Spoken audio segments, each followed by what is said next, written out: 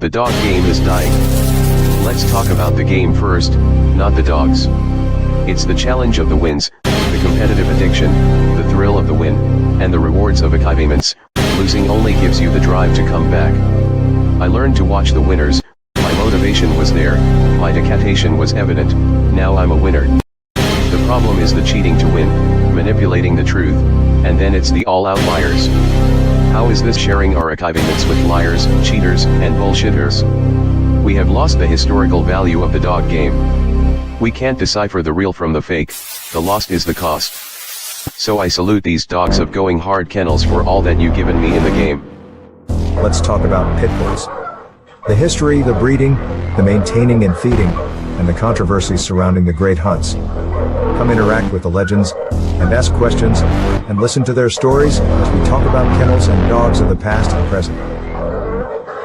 Hosted by one of the game's most respected kennels, with over 40 years in the hunt, going hard kennels Twin 1 and Twin 2, dogs like Champion the Brat, the very first champion off-brand champion Mayday, the Dog of the Year, and Register of Merit. Champion Pretty Mama, 2-time Best in Show and 2-time Gamest in Show. Going Hard's Bay Bay, Register of Merit, Damn to Champion What a Day, Champion Gus, Champion Elrod, Champion Yellowbird.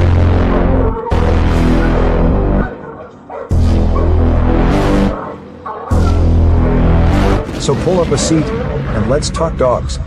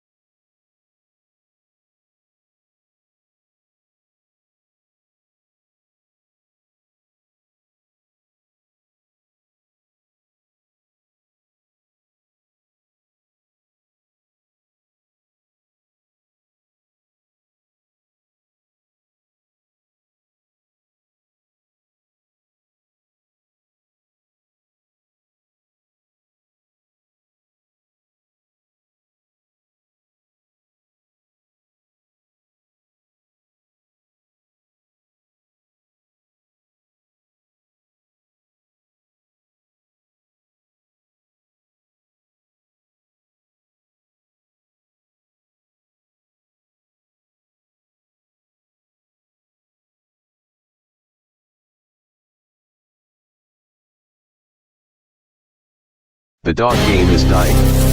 Let's talk about the game first, not the dogs. It's the challenge of the wins, the competitive addiction, the thrill of the win, and the rewards of achievements. Losing only gives you the drive to come back. I learned to watch the winners, my motivation was there, my dedication was evident, now I'm a winner. The problem is the cheating to win, manipulating the truth, and then it's the all-out liars. How is this sharing our achievements with liars, cheaters, and bullshitters? We have lost the historical value of the dog game. We can't decipher the real from the fake, the lost is the cost. So I salute these dogs of going hard kennels for all that you've given me in the game. Let's talk about pit bulls. The history, the breeding, the maintaining and feeding, and the controversies surrounding the great hunts. Come interact with the legends, and ask questions, and listen to their stories as we talk about kennels and dogs of the past and present. Hosted by one of the game's most respected kennels, with over 40 years in the hunt, going hard kennels Twin 1 and Twin 2, dogs like Champion the Debrat, the very first champion off-brand champion Mayday, the dog of the year, and Register of Merit. Champion Pretty Mama, two-time best in show and two-time gamest in show. Going hard's Bay Bay, Register of Merit, damn to Champion What a Day, Champion Gus, Champion Elrod, Champion Yellowbird.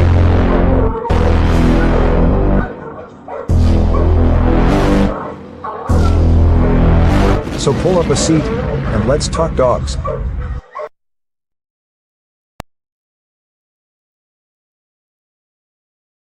The dog game is dying. Let's talk about the game first, not the dogs. It's the challenge of the wins, the competitive addiction, the thrill of the win, and the rewards of achievements. Losing only gives you the drive to come back. I learned to watch the winners, my motivation was there, my dedication was evident, now I'm a winner. The problem is the cheating to win, manipulating the truth, and then it's the all-out liars. How is this sharing our achievements with liars, cheaters, and bullshitters? We have lost the historical value of the dog game. We can't decipher the real from the fake, the lost is the cost. So I salute these dogs of going hard kennels for all that you've given me in the game. Let's talk about pit bulls. The history, the breeding, the maintaining and feeding, and the controversies surrounding the great hunts.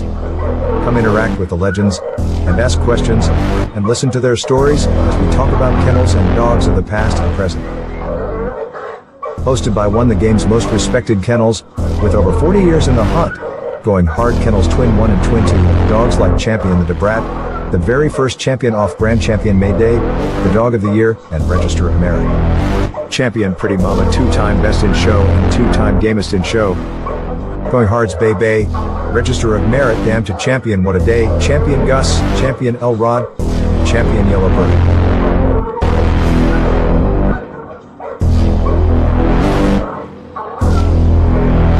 So pull up a seat, and let's talk dogs.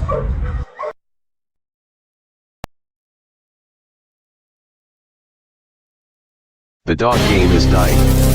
Let's talk about the game first, not the dogs. It's the challenge of the wins, the competitive addiction, the thrill of the win, and the rewards of achievements. Losing only gives you the drive to come back. I learned to watch the winners, my motivation was there, my dedication was evident, now I'm a winner. The problem is the cheating to win, manipulating the truth, and then it's the all-out liars. How is this sharing our achievements with liars, cheaters, and bullshitters? We have lost the historical value of the dog game. We can't decipher the real from the fake, the lost is the cost. So I salute these dogs of going hard kennels for all that you've given me in the game. Let's talk about pit bulls. The history, the breeding, the maintaining and feeding, and the controversies surrounding the great hunts. Come interact with the legends, and ask questions, and listen to their stories as we talk about kennels and dogs of the past and present. Hosted by one of the game's most respected kennels, with over 40 years in the hunt, going hard kennels Twin 1 and Twin 2, dogs like Champion the Debrat, the very first champion off-brand champion Mayday, the dog of the year, and Register of Merit. Champion Pretty Mama, two-time best in show and two-time gamest in show.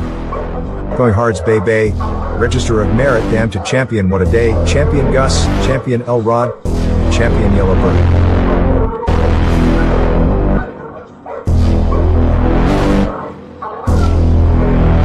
So pull up a seat, and let's talk dogs.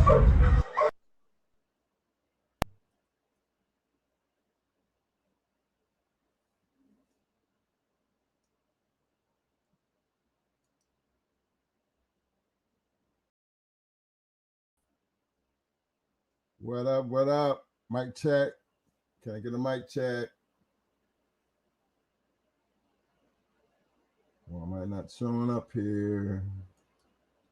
Hold on. What's going on? Why am I not showing up? What up? What up, man? What happened? I'm working on it now. I'm trying to figure out why I ain't showing up. All right. Well, that's perfect because I gotta take my wife for her jewelry. Okay. And I'll come back home, so I shouldn't be too far behind y'all if y'all get it up. Okay. All right, Okay. Let me see why you ain't working over there. Okay, let me see this.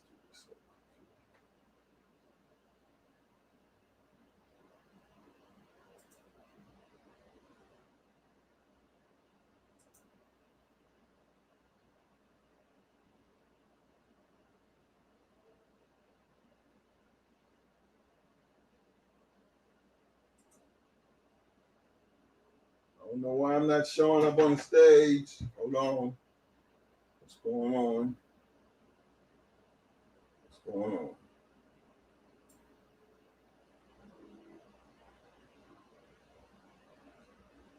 No overlays. Why ain't on the stage? Mic check.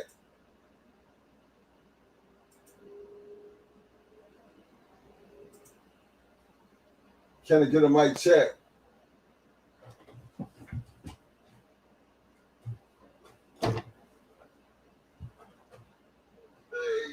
Hold on, fellas. I'm trying to see why my face ain't popping up. I know y'all can hear me. Hold on. Let me see what's going on. Stage. Okay, how come I ain't showing up though? I mean, something must be on here. Oh, let me take this off of here. Does that help? Mic check. I know y'all hear me, but I don't think nobody see me. What's going on? How come you can't see?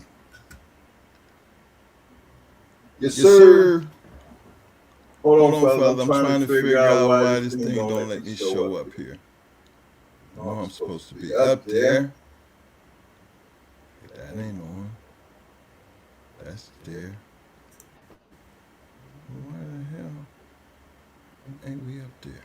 Let's see this. Like this.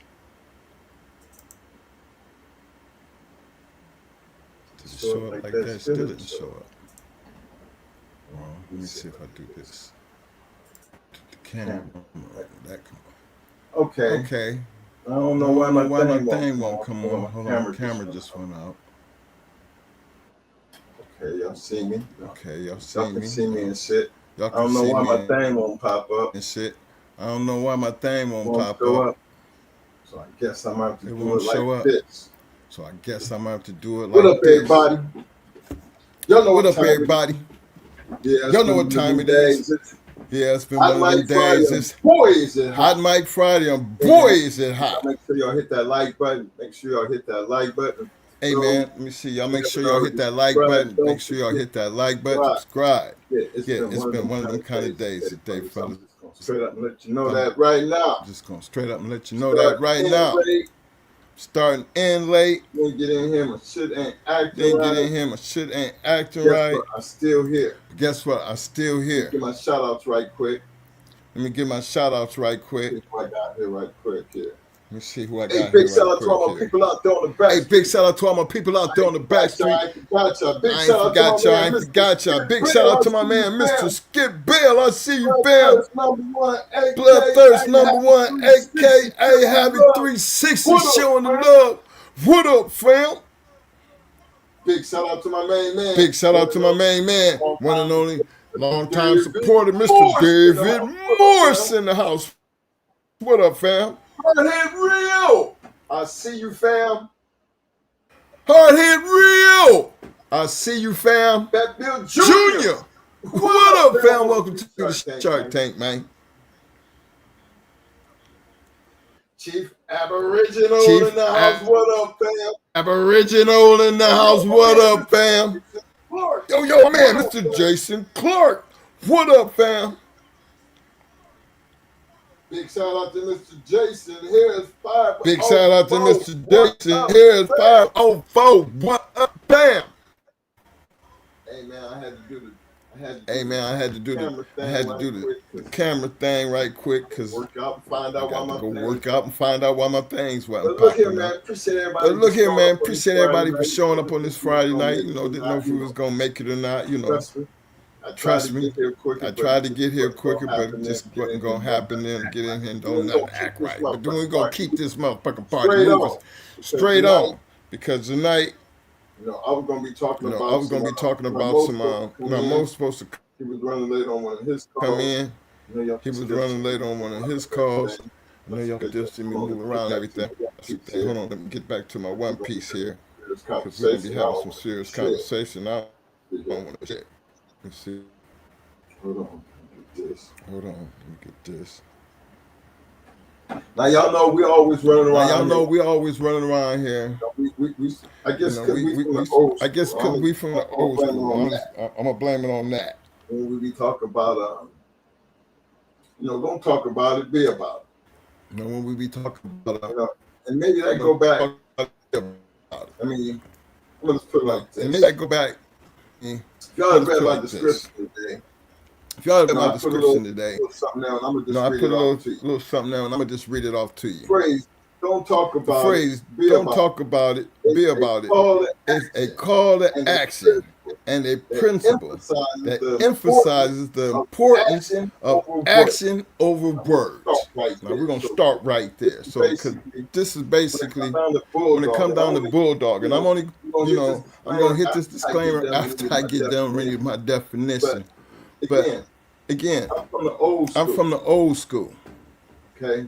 And I mean when I say old school, that takes life, everything that comes with life in general. I always felt like what everybody should feel like as you grow up, you have to take responsibility for the things that you do, and sometimes the things that you say in life.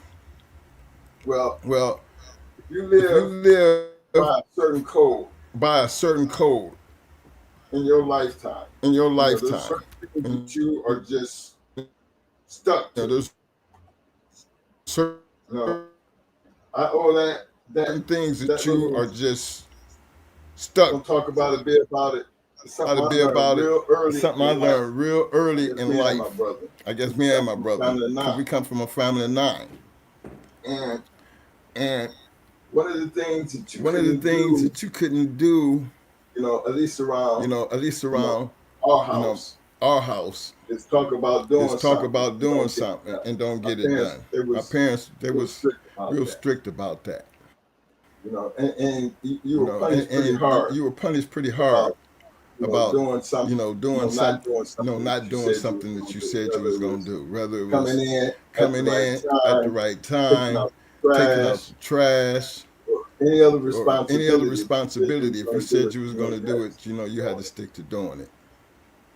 I always try to be a man of my word in a lot of things that I do. Even I do have my faults. I've been working on getting the t-shirts and shit out to people. Damn, going on a whole year now. I never got it done. Never got it done. Have everything I need except for the stuff to get it. But in the same token, responsibility of me having to get that part done has been hard on me because of other things. So just to show you, I know there's certain things that I say I'm gonna do, but I just don't get done because this is a podcast and everything. I try to be a man of my word. And all that, but sometimes medically things just don't let things happen. And I don't try to discuss my personal business out here. But I know there's things where the reason I'm speaking on it because I know there's one thing that I said I was going to do and I have yet to get done. But I know myself. If it bothers me to that point, I got to be a man of my word, and I stand on that. So, but to talk about it. When I say don't talk about it. I also come up in a very competitive lifestyle. Whether it was in the music, or wrestling or playing football or even down to coaching. Even down to teaching the trade. You know, you run across a lot of people in life. And you see, I always look at this as like, if I'm going to try to teach somebody something, I'm not going to try to teach them the halfway point, because I was taught by my father. My father had a certain way of teaching. And so I kind of stuck with that certain way of teaching. He didn't break out the books. No, he didn't. He was hands on. He tear it apart and put it back together. That was his. That was his game plan. And for me, it really did work. That was his game plan. Because I was able to do things hands on without a book. Be able to do things hands on without a book, and it actually helped me in life. Same thing with the music. Said we were going to go do something. And didn't have no way of had any idea how I was going to get that done. I brought in people to get it done. We come down to these dogs. Same attitude. Same attitude. Because you notice that every time that you are in a competitive sport, shit talking is always a part of the game. The last thing that you want to be is a person who talk a lot of shit, and then you get your behind whipped. That right there come back and bite you every time, because you didn't never want nobody to ever think of y'all. He just talking shit. He ain't about shit. That type of attitude about things. I always felt like when people thought about that, when it came to you as a person, then that means everybody will look at you like that. Everybody start looking at you like that. Everybody start playing. They playing you stupid and all that other kind of shit. So I've always tried to be aware of how I talk shit. Now between me and Mo, I'm the one that talks the most shit. Because that's just what I do. When it came down to these dogs, it was never Mo talking the shit. It was always me. Because I believed in what we were doing, how we were going to get it done, and I didn't necessarily look at it as talking shit. I kind of looked at it like a challenge, and you can accept the challenge or shut the fuck up. No, that don't make me no big badass. If you're in this dog game, that's what we do. We always gonna be bulldog, and we always gonna be scratching. We gonna always be competitive. But one thing came behind that talk. One thing comes behind talk. There's gonna be a point. Where you're going to stop talking and start doing. Take you back where I started. Don't talk about it, be about it. It's a call to action and a principle that emphasizes the importance of action over words. It essentially means stop just discussing your goals, intentions, or your values. Start actively working on them, demonstrating them through your behavior and your delivering of results. Key meaning. Action over intention. It encourages a focus on execution rather than just planning or boasting. Instead of telling people what you would do, you should simply just do it. Authenticity and integrity. It suggests that genuine commitment is shown through how you live your life and the work you put in, not by how loudly you talk about it. If you claim to stand for something, your actions must align with your words. Walk the walk, not just talk the talk. humility and focus. It often implies working hard is silence and keeping your goals private until they are accomplished, which can help maintain focus and prevent oversharing or jinxing your plan. In short, let your your results and your behavior speak for themselves. Now, coming back from the old school, and I'm hoping that made a little bit of sense, because for me it has always made sense.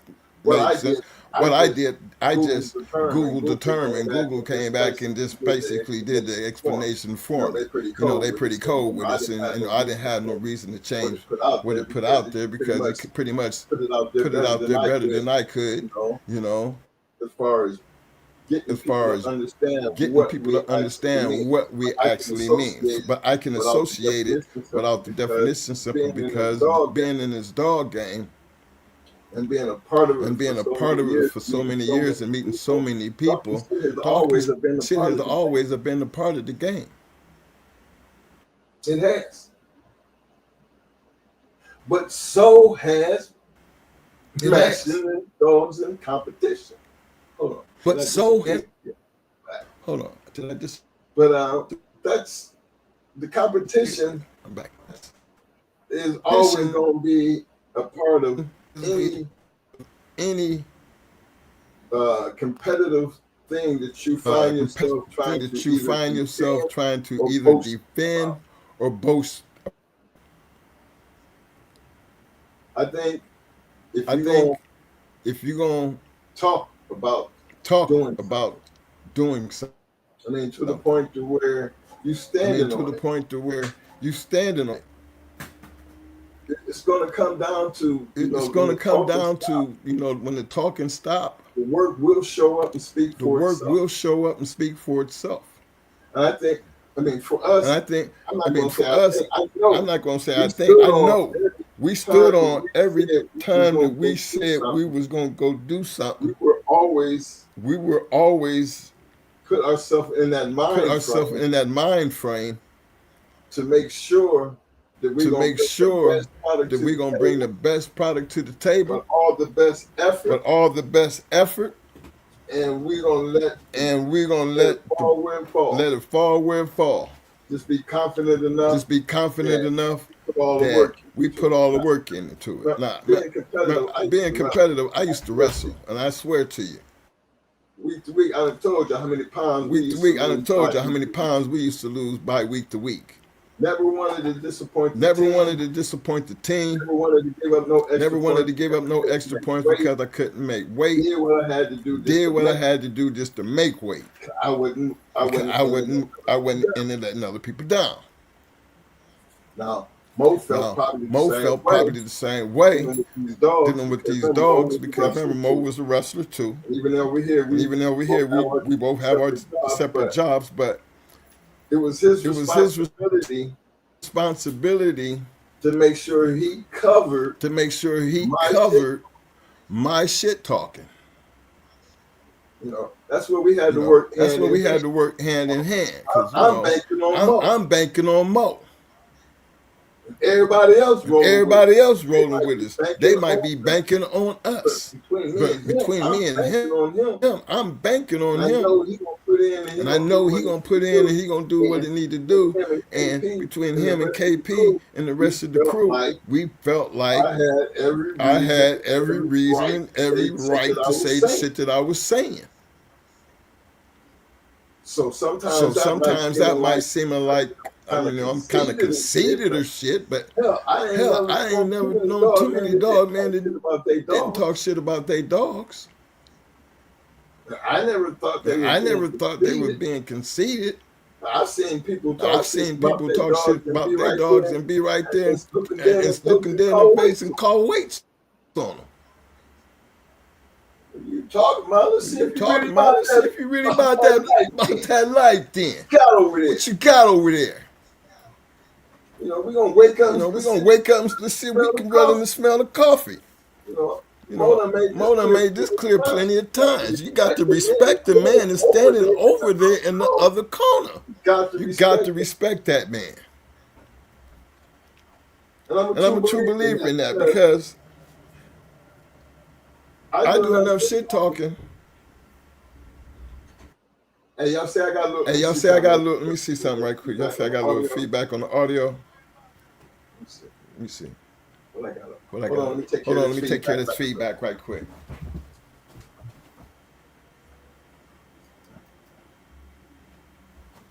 All right. Did that take care of the feedback?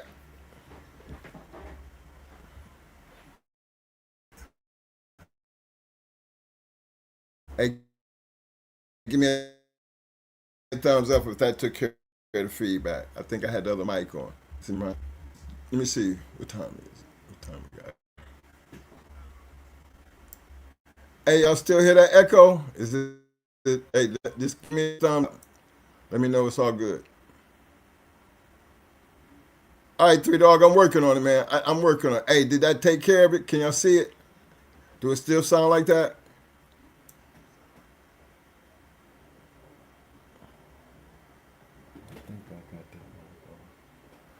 I'm trying to make sure I got that. Okay, thumbs up. Okay, all right, cool.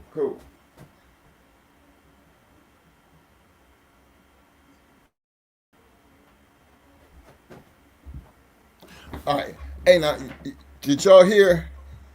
Now, just give me another quick thumbs up. It's all good now. Okay. Did y'all hear? Did y'all hear the first part? My little small explanation of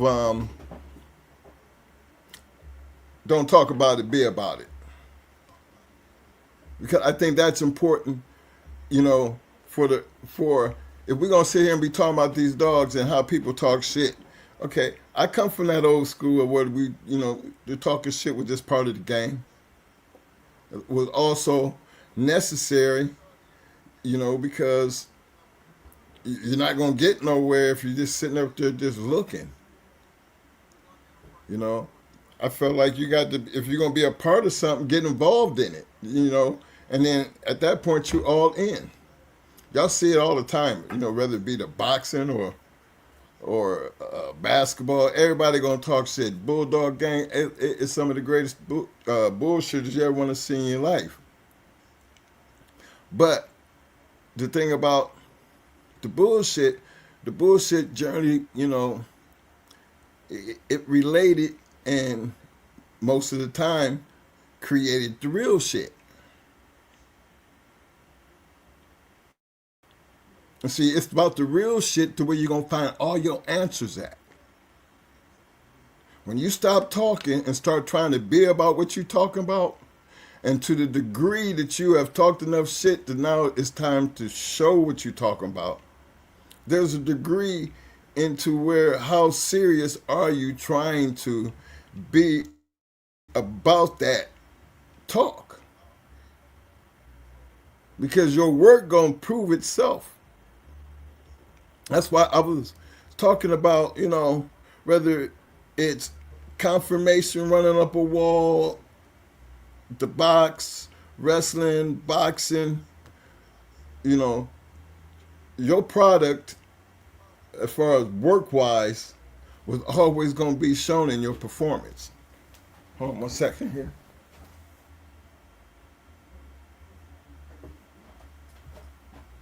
See, me, performance is always going to be the key to success. It's almost like a breeding program. Not every breeding is going to produce great dogs. Big shout out to my man Quick FC7. I see you, fam. Mr. John Dembry. What up, fam? Big shout out to my man Double M. Desbo. Bite down the shit. I see. A little slow on my movement. All the time. Make this a little bit better. Oh, I seen. Hey, I know I put that link out there. Let me put it out there again just in case. Let's see. Yeah, I'm gonna put that out there just in case. But big shout out to my man, Mr. Trevor Leahy. No problem, sir. Thank you, sir. I've been working on times, it ain't got completely right. But it looked like it'd be freezing over there and everything. But bear with me. But the reason I wanted to have that conversation, because, maybe it's just YouTube and Facebook. And, maybe this is the new thing. It's the new thing.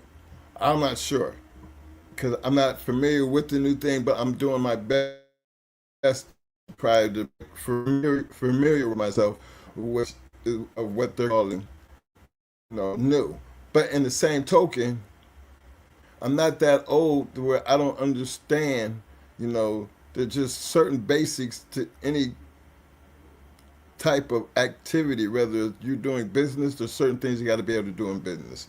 When it comes to sports, it's got to be certain things that just have a foundation in sports that you got to have to work. When it comes to these dogs, there's just certain things that you got to have to create a foundation for whatever that you're doing, regardless of what you're doing and how you're doing it, the fact that you're doing it. Now, what is your purpose depends on you. But how good you are based on putting the work on that purpose still falls back on you.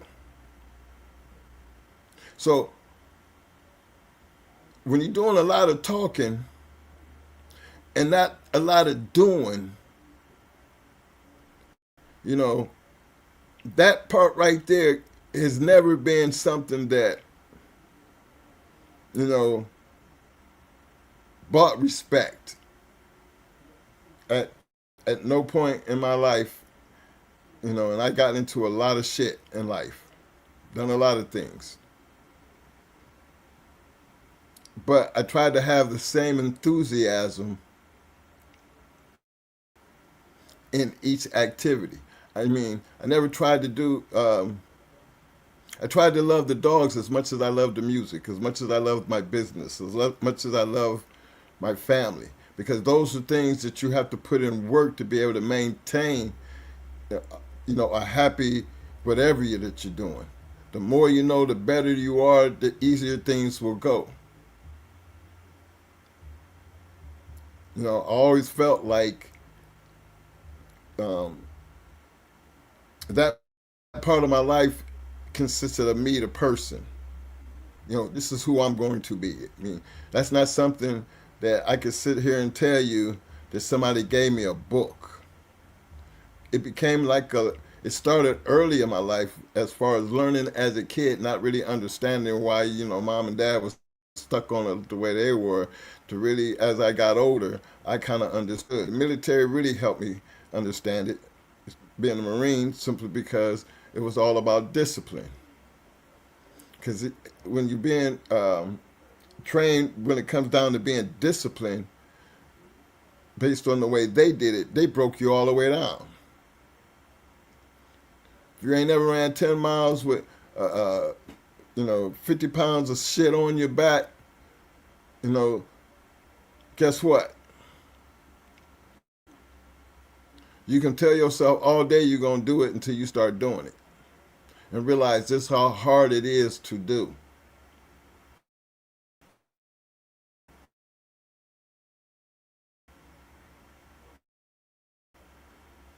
That means you just put to the test. You're going to find when it comes down to make that walk. Are you going to quit when it comes down to making that walk?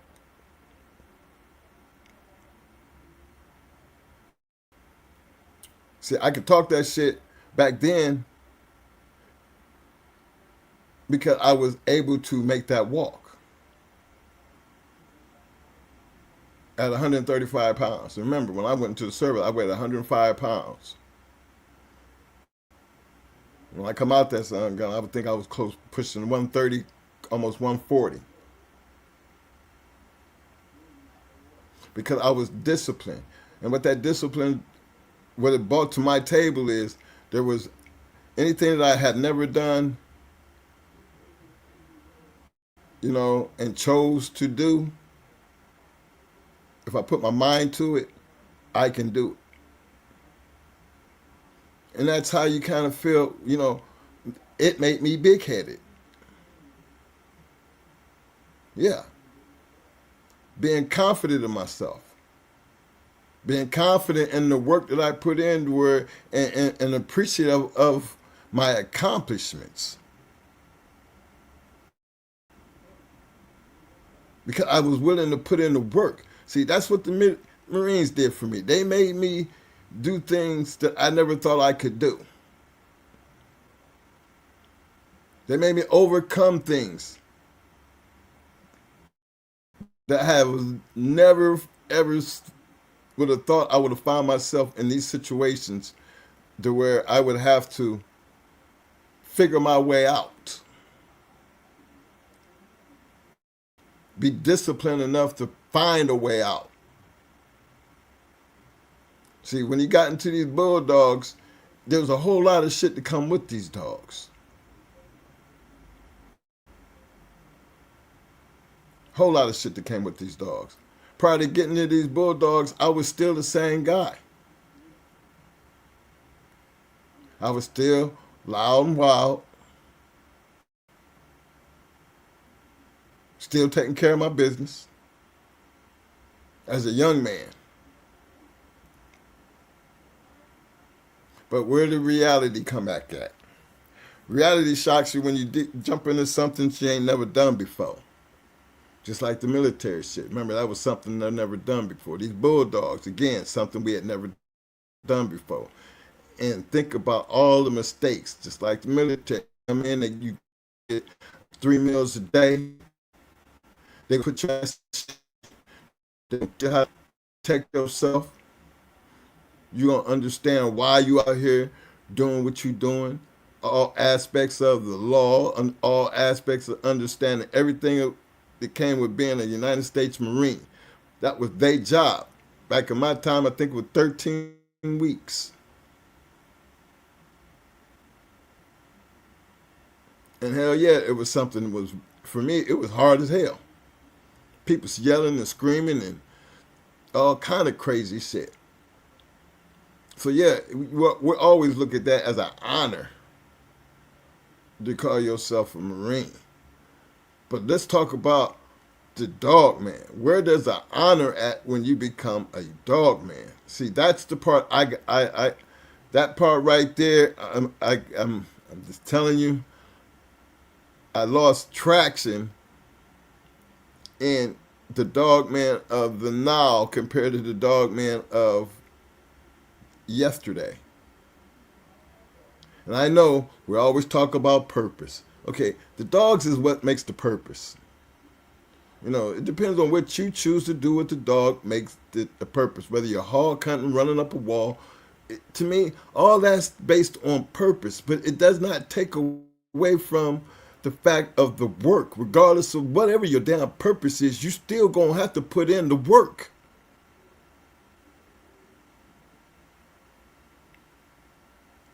The discipline part of the work. When you think about it, when a person and a team wins the NBA championship or a baseball championship, football, any type of championship,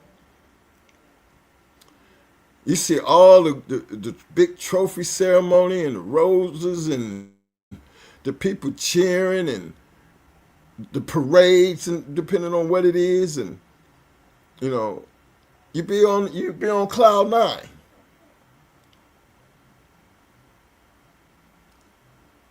Now, do you hate on a person that's on cloud 9? I'm just wondering. Is that the person you hate on? Because they have accomplished something maybe that you didn't.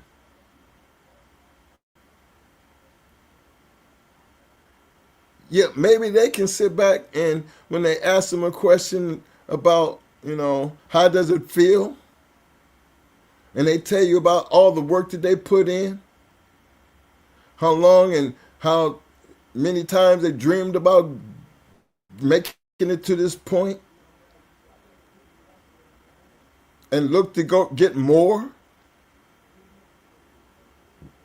Because now that they have achieved, they feel like, they're at the top of their game. And hey, do you hate on a person like that?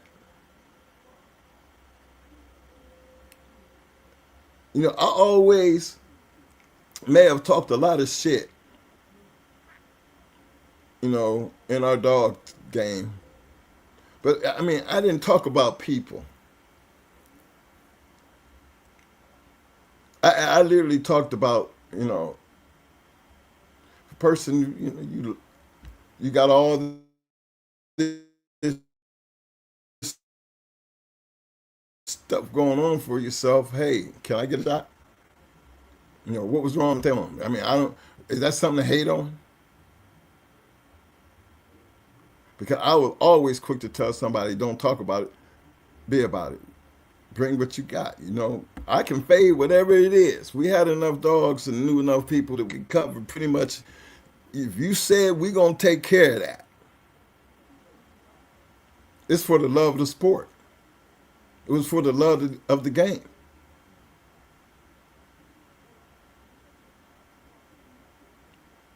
Do you hate on a person because they're like that?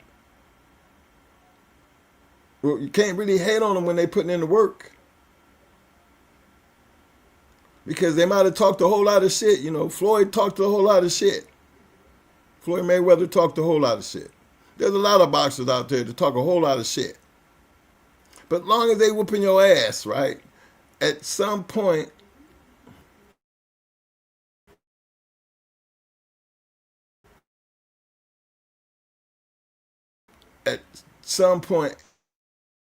everybody. I'm trying to bring my brother in. Let me see. Okay, he should be in. Hold on, put you back in. Hold on, I think I got my brother in the room. Let me see, did he show up? Let's see.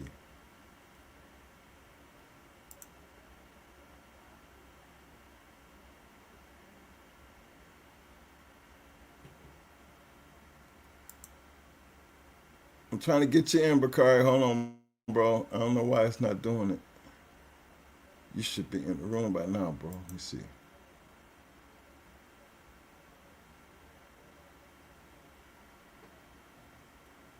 Can you see me, Bakari? Let me see.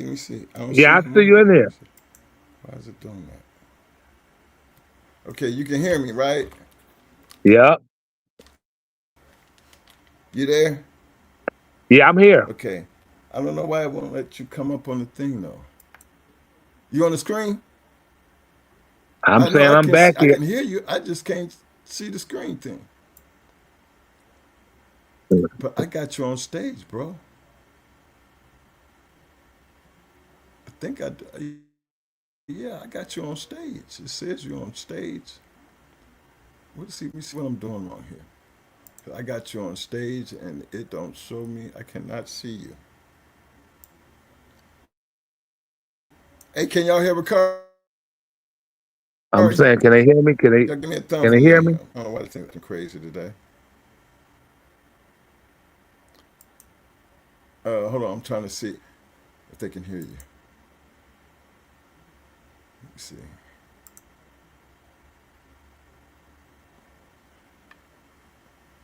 Guy Colston, what up, fam?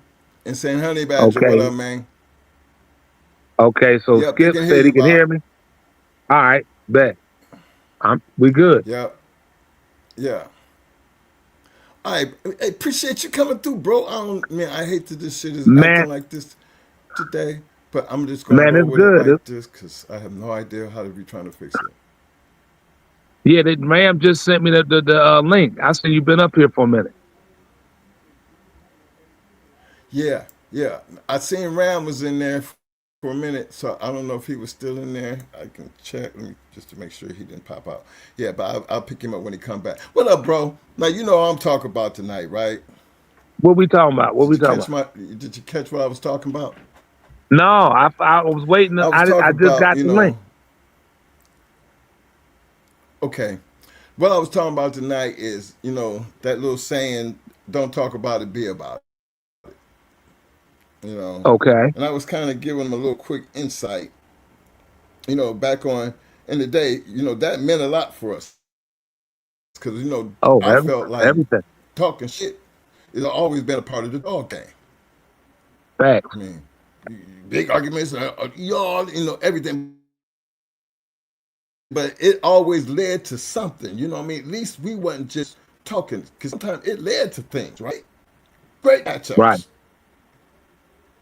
And I was saying the phrase "don't talk about it, be about it" is a call to action, a principle that emphasizes the importance of action over words. That is just a basic summary of how we use that term, right? Okay. Y'all know where I'm coming from. Well, we talking So, historically speaking, so it doesn't. We good. has things changed? I'm definitely in historically speaking, but I'm also looking at because our purpose was different. That's our purpose. We had a different purpose.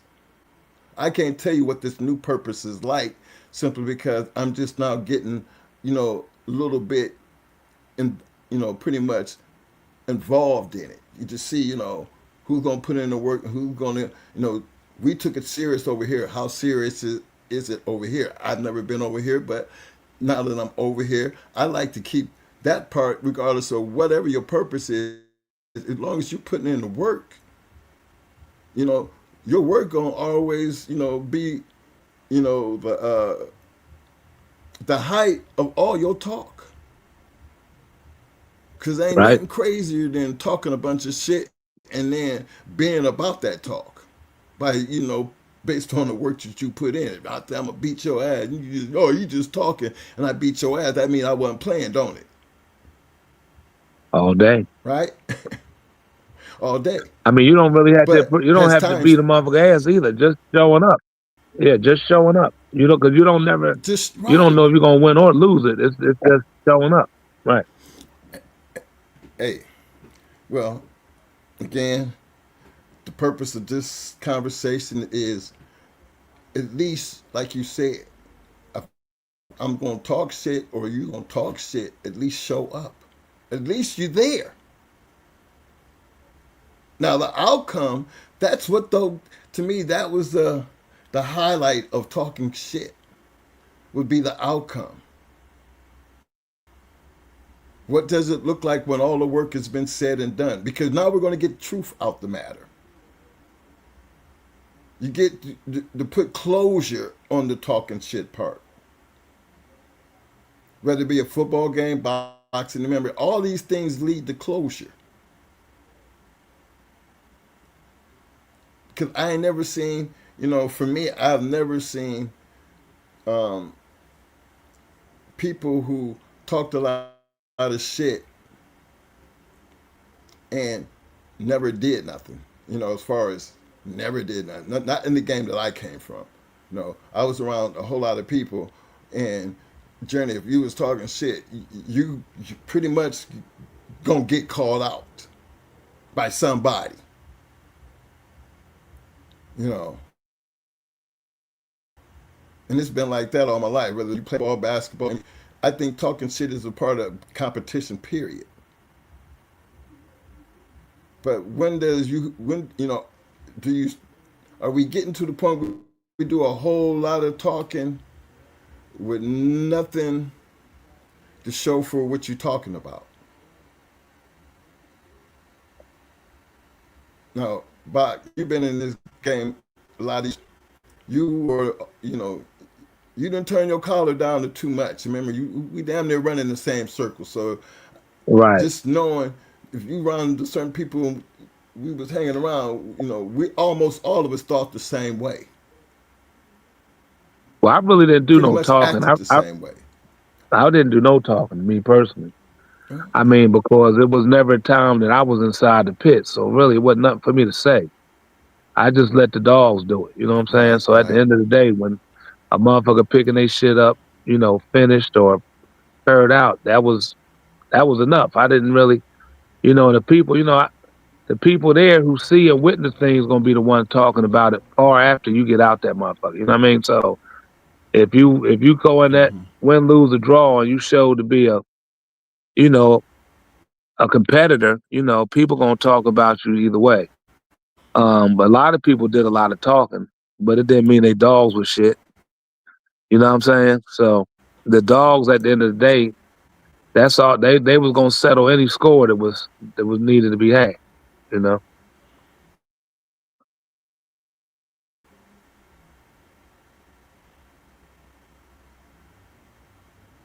Well, yeah, I know how that was. You seem like you was breaking up, bro. I don't know if Can I you hear lost you me? there.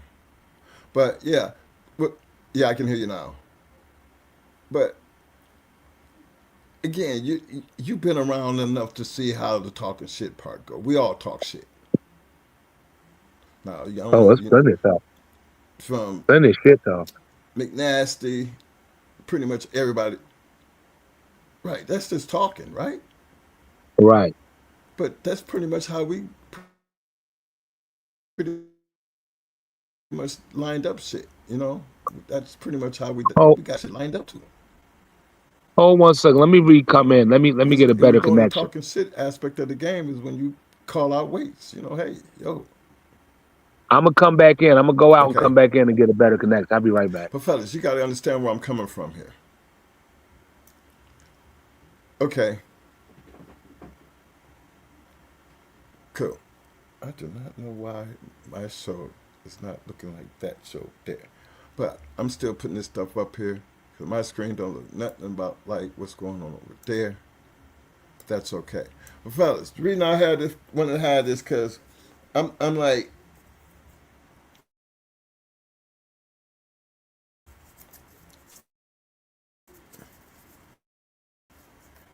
when we have a going action like stale, you know, you know, it's not. It's kind of like you talk a good game, but you don't have no game. When we talk about breeding, our breeding program, only because we can talk about it now. But back in the day, we didn't really have too much to say about it because we never knew what we was gonna get out of it. Never really, we hyped up, you know, our dogs based on their abilities to put in work. Breeding was something that we didn't have to do that with because we were private anyway, so it didn't really matter when it came down to that point. And then when it did come down to other people having those dogs, it's we never found, there is no way to pump up a dog. You get a dog and we tell you it's off of this right here and it's in the right person's hand, and if the dog is going to be something, at least it's in the right person's hands to be something. If y'all notice, pretty much some of the people that got our dogs, you got to admit they are the right people because they did the right things. And it was evident dogs were able to do the same thing in somebody else's hands. Evident. But we didn't come in thinking that. And I'm pretty sure when they walked off with the yards, they wasn't guaranteed that. But they went home and they put in their work of it, which opens the door for me to sit here and say the shit that I'm saying now. I don't have to sit here and make up the shit. I can just show you our shit not only worked for us, but it actually worked for other people. But remember, our shit is always a combination of what we got and seeing from other people. So that tells you all the way down the line. If I'm copycatting off of this person, and then I'm giving my work to this person over here, and they going out there and they putting in that work, then that tells us that we dealing with something good here. And we let history take care of the rest.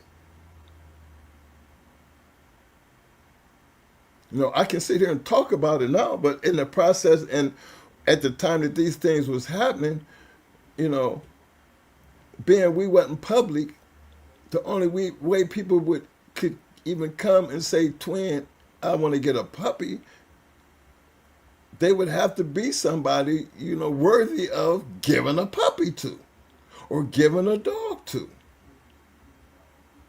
Even the stuff that was on their yard, they went to good homes. They did. You didn't make the team. That's why a lot of ones that didn't work on our yard, that got into other people's hands, they were in good homes, and you still can hear about even those dogs turned out to do some shit. Different purpose, different person doing it, but you still get the same results. Okay, so that speaks for the line itself. It's nothing about, yeah, I don't think we really brag about it. I think that was the purpose of why we did this type of podcast, to show people that these things can happen. These things can be done. Nobody's out here really talking about it, but then we talk about it. Give it to you right, just the good and the bad. See,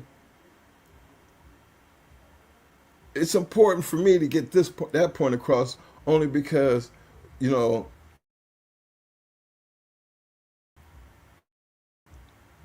I'm always going to be pushing, regardless of what direction this turns when it comes down to these dogs. It's going to always be based on the dog men who have them. Now, I've been in this game damn near 40 years, and that part has never changed. And I don't be looking for that part to change even now, with all the social media and all the things that, I see on Facebook and YouTube. But I could go back and show y'all in the journal, they was having these same types of beefs. But it didn't stop people from putting in the work. And most of the time, the people who was doing a whole lot of talking, we kind of forget them throughout history, because there's nothing there to show based on the lack of work. There's no work there, so what can we say? What is it for us to talk about? But there are some out there who actually put in that work and gave us something to talk about. BAKARI, I see you in the room, but I don't see you in the room. Can you hear me? Yep. Okay. Welcome back. Okay. I got you now. But, fellas, that's my input on why I be so stuck on, a whole bunch of shit talking, but a lack of doing nothing. I hear people, when they criticize the confirmation shows and all that other shit. People are entitled to their opinions, but because I come from a different world, and I don't understand that other world, but I'm willing to learn that other world. There's nothing wrong with that. But when it comes to a damn bulldog, no, for as many bulldogs I've seen over the past 40 years, I think I'm qualified enough to know what a real bulldog look like, being I've had a couple of them between my own damn legs. That I don't need nobody to tell me what a real bulldog is. At all. I don't need nobody to tell me anything when it comes to anything we had on the yard. Because at that point, that's what led to, let's get it on. And I thought that was always important. Putting in the work. Without the work, how are you going to measure your success? Do we need to talk to sell puppies? I'm just wondering. Do we need to talk shit or hype up our puppies? I never thought, fellas, and this is straight up, man, we did not hype up our dogs. We didn't. But I can tell you, what if you were out there whooping enough ass to where people felt like they needed to see and see if they get one of our dogs? Because I don't think there's anybody who can show maybe. And I don't even think when Mo got out of dogs, he didn't even advertise the shit. He made a couple phone calls and told them this is what's happening. And then all that shit happened. You know, people just came out of the woodworks. But prior to that, I think everybody knew we didn't sell dogs. So it never was a time that I ever felt like we had to hype up anything that we had on the yard. And I think most of the dog men who was out there, who was moving puppies, you know, and I don't know every dog man out there. And I can't even tell you, I know too many breeders with all the bulldogs that have been, you know, over the years that you're going to know every one of them. But I think the quality of the dogs and the person with the dogs are always going to be the ones who's going to have the success. Now, quality comes in many different forms. When I say quality comes in many different forms, me, myself, I don't like McDonald's. I don't like Burger King. But I like Swenson's. I don't know if some of y'all, not every state has a Swenson, but in Akron we had a Swenson's. You know, and I take Swenson's over anybody else's burger. You know what I'm saying? So we're all going to have our certain likes. Don't take it, I ain't taking nothing away from McDonald's. McDonald's still getting their money. I ain't hurting Burger King because there's enough people and they still getting their money. There's no reason to eat just because I'm over at Swenson's. And I think that's how bloodlines work, right? Oh my. Here's some beat going on. I don't know what that was. But yeah. To hyping it up, right? Do you need to put another person down to sell your shit? Just wondering. You see, there's something else going on here. And they're having a house party over here that is really got this place off the chain. Let me put this up here. My man, Insane Honey Badger said, talking shit creates an even playing field for an outcome of you putting your foot in your mouth. In the words of the great Cat Williams, you shouldn't have been talking shit. That's a good one. I like that, Insane. I like that. Yeah. That's how to sum it up in a nutshell. It's okay to talk shit. Just be ready to stand on that shit. You better be ready to stand on. You better be ready to be about it. You better be ready to be about it. And I ain't mean think. And look, fella, this is not meant. This is not no shots at anybody out here. I just think it's a conversation that needs to be had simply because I'm trying to understand, you know, why we have so much controversy and not enough work. See, I love to see you guys in all kinds. Love to hear you guys involved. Hoping that the confirmation show picks up, where you start getting a lot more people showing up, and where those titles are going to mean something. And as far as the basement, I don't have to worry about the basement because the basement has always taken care of itself. It's not something that I am involved in, but I look at it like, hey, it was there long before we came through, and it's going to be there long before, you know, long after I'm gone. So I can't really speak on them because they already know. But it's the other thing, you know. It's the other part.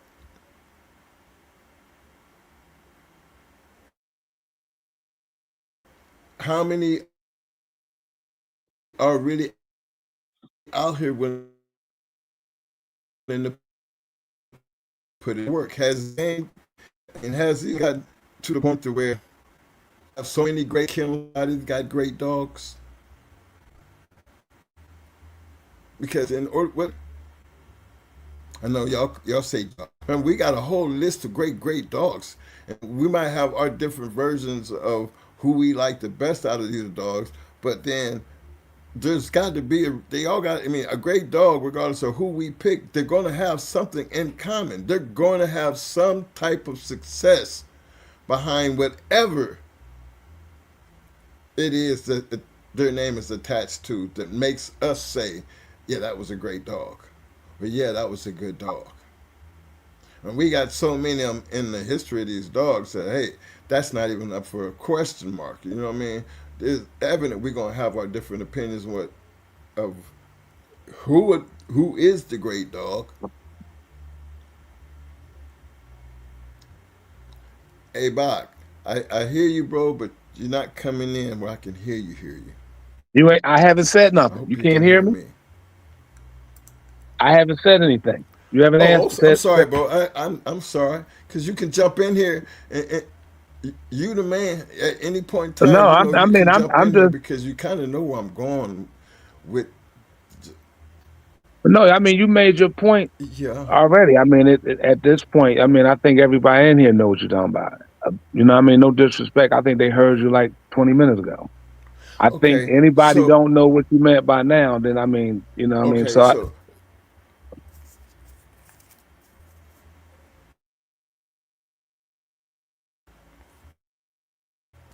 So how if you have something like the confirmation shows? Let's put that out there, right? Have a confirmation dog. Would you you not break. It's agree? kind of breaking up. Say it again, Mo. I mean, I not said, Mo. don't worry about it, bro. I got you. What you meant. Right, Hey, right. I'm about there's nothing wrong with dogs. It's nothing wrong with dogs. You know, being in. I mean, American Pit Bull Terriers in confirmations. It's not like this being like years. So that's one aspect of me saying, hey, well, that's somebody putting in some work. Okay. Um, hog hunting. That's somebody, like we was up in Virginia and they actually have hog hunting competitions and you know American Pit Bull Terriers are in some of these competitions and they be holding their own. So that just goes to show you there's many things these bulldogs can do. I'm just trying to figure out, at what point do we stop talking and start doing? Because we should have a whole lot more participation when it comes to this American Pit Bull Terrier community. I mean, I see a lot of support. A lot of guys have supported us over the years, you know. But we're trying to be able to give you something that's going to benefit, you know, a certain direction based on our experience doing things the way we did it. So it's hard. I mean, how am I going to tell you a half-assed story? Because you wouldn't understand why we did the things we did unless we just, you know, like giving you bits and pieces. What's wrong with us? Just coming out telling you this is how we did it. The wrongs and the rights. You know, stand on what we was thinking, how we was thinking, what led to it, what went wrong, all the shit. Why? Because for us, that's the only way you can benefit from what we're trying to do. Not what everybody else trying to do, but what we're trying to do. And you understand what we're trying to do? We're trying to show you that based on what we did back in 1980 and how we started, And all the people along the way just shared and was there, and we experienced it and became and had the success that we did based on the things we were doing and the people that's involved. Excuse me. This doesn't bring Yes, me it in there took where you work. at. This don't bring me in. Why this don't come? Why this don't Which bring me one? into where you at? And why this doesn't bring me in where you at? Like it should. You You should know be what? able to have me right I where you can't at. even. I know, but see, look, but I am trying to do that. Remember, I couldn't even. That's why I'm on here because I couldn't. I got this for two. But let me go. Let me go over here. I'm trying to talk. I'm doing this because I didn't want to be doing this and didn't know how I got in this position where I couldn't even pull up me and Mo. So see, listen, I did. I can't see default camera. That's not it. That's a circle. No, bro, I can't see. Why can't let me sit this way? Because you should be on the stage right now. Correct. Cause I got you. That's why we can hear you. Let me see if there's something I can do here. Mic, kick on the stand. No, that's not it. I'm just thinking it's something that I did. Let me see what's the layout. Yeah, it's me here. Picture layout. I don't know, bro. I got everything set up on here, and I could not tell you why it don't show up. Yeah, because normally you just when you get put in, you just put we Take a all quick be on look a at it. whole same screen. I don't know why it's not pulling up, but Yep, that's what it usually do. Today, when I went in, she did not do that for me, and she still ain't done it since. That's why I'm so sorry, but let me see. is the audience having a hard time hearing you in Let me running see. in and out? Is that It's my phone freezing in on and me. out? I'm trying to understand. Can the audience let me know? I can't tell you because as I'm talking, Audience is it is it because is it I can hear you is it? perfectly. Do you hear him going in and out, or is it me going in and out? I'm trying to understand. Who is it?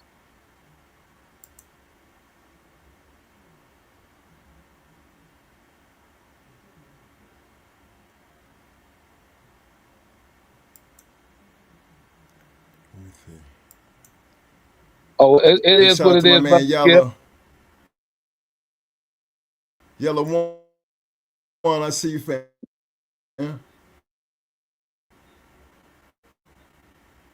See. Yeah, you breaking up, Bob. Okay, what a fam. Yo, I yo. didn't even say. I didn't say nothing.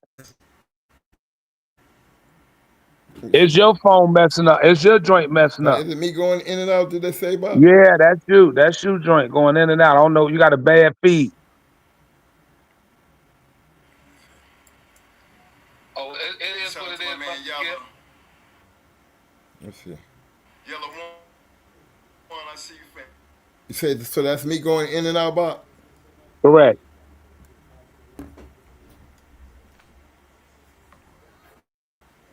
So you're saying that's me.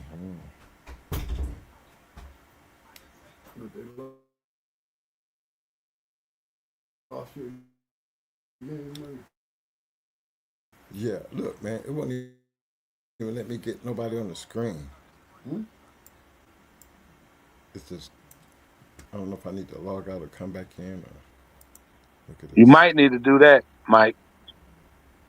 That's two people right there. But leave out and come back. You might have to Hold try on. that. I'm gonna switch it over right quick here. I'm gonna, yeah, hold on. Come on, keep right here. Do this way. Look at that right there. I can't even get the camera on.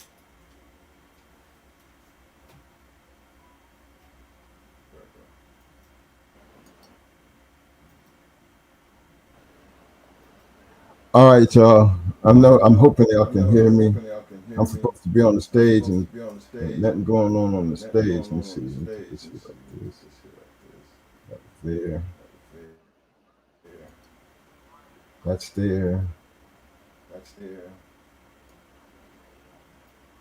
Let me hide my camera and see what happens.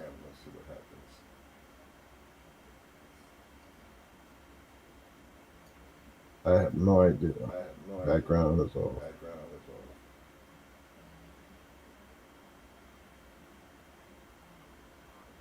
I can't hear nothing Box saying. No, I haven't said it. You want me to say something? I know y'all can hear me, right? Do I have that mic off over there? Yeah, I know y'all can hear me. I just turned off that mic and I got my mic on. Hey, Bob, can you hear me? I hear you good. Okay.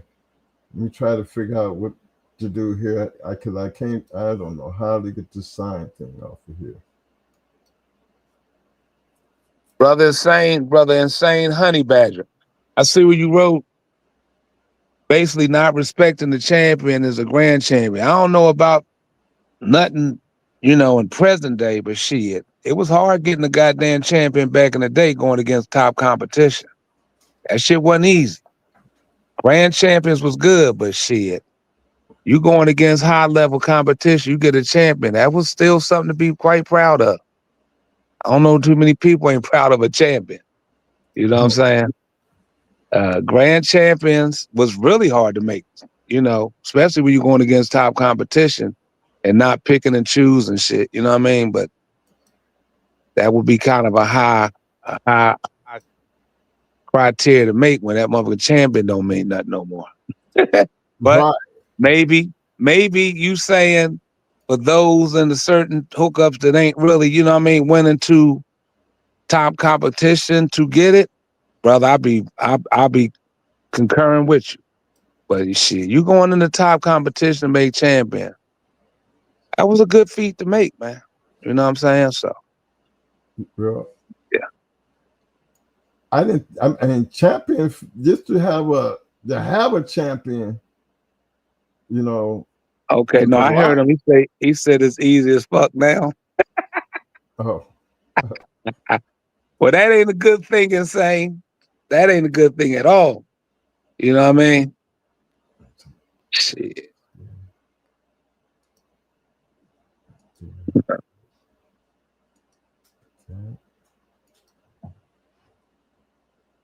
Cool beans.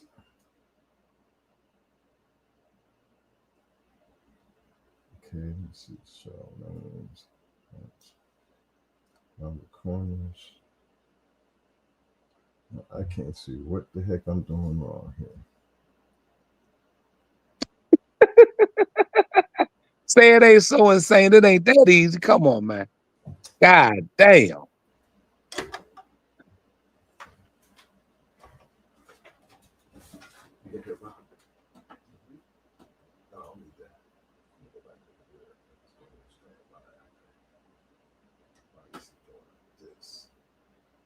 I will say one thing, Insane, in the 80s was some bad motherfuckers. Competition was at an all-time high. Even the little $300 bets back in the day, you was still running into motherfucking bulldogs. It really wasn't no easy goddamn wins. But again, I couldn't tell you about present shit. But I will, 80s was a good damn time with had some bulldogs.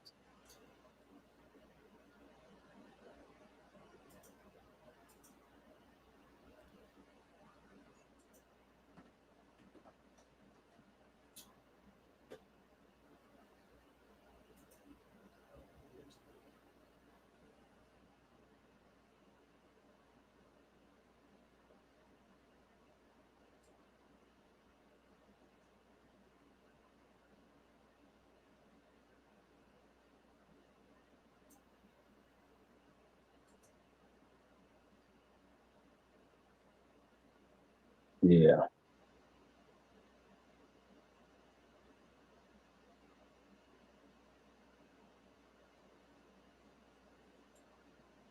Okay, there we go. You can hear me clear though, right?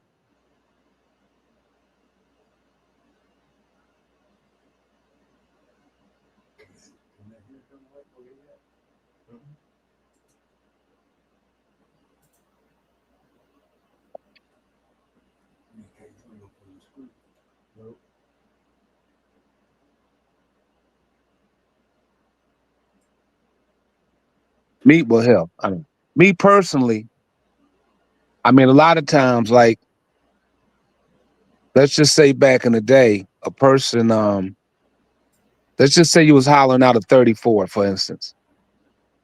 And, you know, you never want to underestimate nobody, you know what I mean? Because a lot of people you overlook just because they don't have a namesake don't mean they don't have a good dog. But a lot of times when you know for a fact that if you call yourself looking for true competition and somebody you know really wasn't, that just kind of got in the dogs and really didn't know much, we look down upon like people that's supposed to be in a certain lane to just like, you know, just to go get a win, knowing they a greenhorn. They in there with a goddamn 13-month-old puppy, really ain't been schooled out. And you know that, you know what I mean? And to go take that to get a win, or you got a 2-time winner and then you like, fuck it, I can go knock that person off the champion out. To me, if I knew people, like I would be like, that's a bullshit.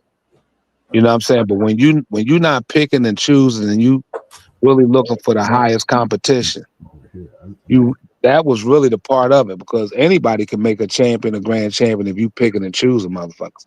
Especially when you go to a show and you can see that you could easily, what you have, you could pretty much see you could beat it. You know, that's weak to me.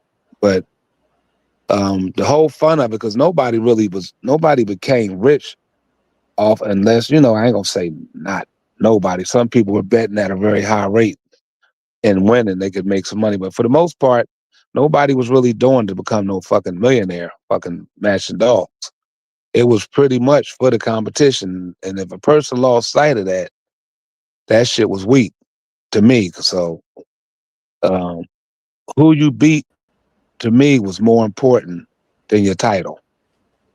I don't care if you won one and lost 5 and you win in the top competition, I'm still saluting you. You know what I'm saying? With a particular weight versus somebody just running through the competition because it ain't none. Because they wasn't seeking it, you know, so.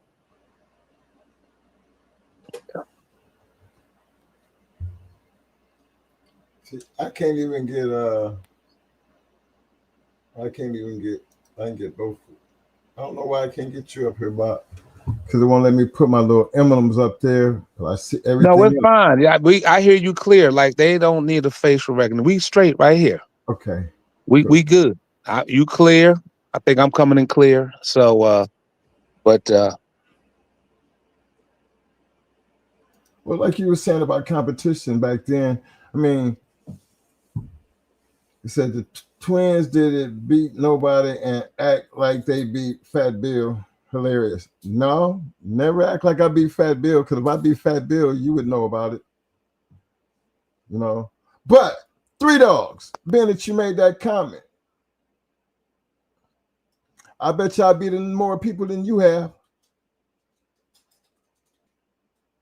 And that's not me just talking shit. I can prove mine. Now, you willing to put yourself in a position to show me something? Because you know how I feel about that. Don't open those doors that you can't step in and show your hand yourself. Because, again, you just talking that shit. If I wanted to beat Fat Bill's ass, I would have. At the time, I wasn't looking for Fat Bill. I seen enough people beating up on Fat Bill that what I tell y'all about Fat Bill getting his ass whooped is fact. That ain't got nothing to do with me. And everybody that beat his ass can speak for us. And maybe that's the whole thing. Because if we hadn't said it, would you ever had it to be talked about? Probably not. Remember that Fat Bill, the same one that didn't even know who we are, and we in his book twice. And that's not the point. The thing is, I was doing dogs. We didn't happen to run across each other, but he happened to run across the people that, you know, that was kind of schooling me because I was like a little young in the back in the day. I was new to the game, but I made my rounds. In fact, Bill just wasn't around. So 3 dogs, you know, I can always shoot you a link, my fam, and get up here and you can tell me about who you are. Because are you one of them people that we beat? I don't have to act like I'm anybody. I'm out of dogs. I think my record speaks for itself. When you say so, fam. Well, let me just, if I can chime in. Now, Fat Bill ain't here to talk, but I'm talking about for both of them. Both people fought at high competition. Fat Bill ain't got no 16 champions and 5 grand champions and registered marriage and PR for nothing. Fat Bill wasn't ducking nobody. So I was back there where Bill was going in the Crenshaws, kicking their ass and everything. And the Tants and all the big name people and traveling. That fucking grand champion Bo was official. 2 Eyes official. Valero official. All them motherfuckers was official. Don't I stop seen there. Let him know about it. He crossed over. Y'all took he didn't stay on just one side of the line. He wasn't scared of going to nobody. He crossed over. But I'm saying I let that be known. I'm letting that be known. Right. Let me just finish with this. So anytime, shit, I went and flew all the way out 3,000 miles and got my ass kicked by Tito, Dog Man of the Year. Died dead game in that motherfucker at Richard Garcia's place in 90. I mean, would have wanted to win the motherfucker, but I lost it, you know? But the thing is, you ain't gonna win them all, but when you trying to go into the top fucking dogs and the camps, you ain't gonna win all the motherfuckers. The fact is, a lot of people scared to really go into motherfucking top camps, you know what I mean? So you gonna win some of the motherfuckers, you gonna lose some, you know what I mean? But I mean, like I said, Fat Bill, Twins, they was going in the top shit, period. I really don't like putting people against other people, especially when nobody there to defend themselves. No more than I could be on a Fat Bill show and them somebody saying Twins and them ain't shit. They ain't fight nobody. I'm like, come on. Let's be honest. You know, everybody back then, you couldn't duck the competitions. The end of the competition was everywhere, whether they had a really household name or not. If I could say even something else, I don't understand the downing of different dog people. Like this shit new to me in these newer generation shit. Like back then, if you had somebody to talk, it really wasn't talking about people in a fucked up way, bro. Straight up. I mean, I swear to you, I never went to no shows and everybody, whether you fucking racist, whatever. You had a good dog, you was doing dogs, everybody was just giving motherfuckers their props. It really wasn't a whole lot of hating going on.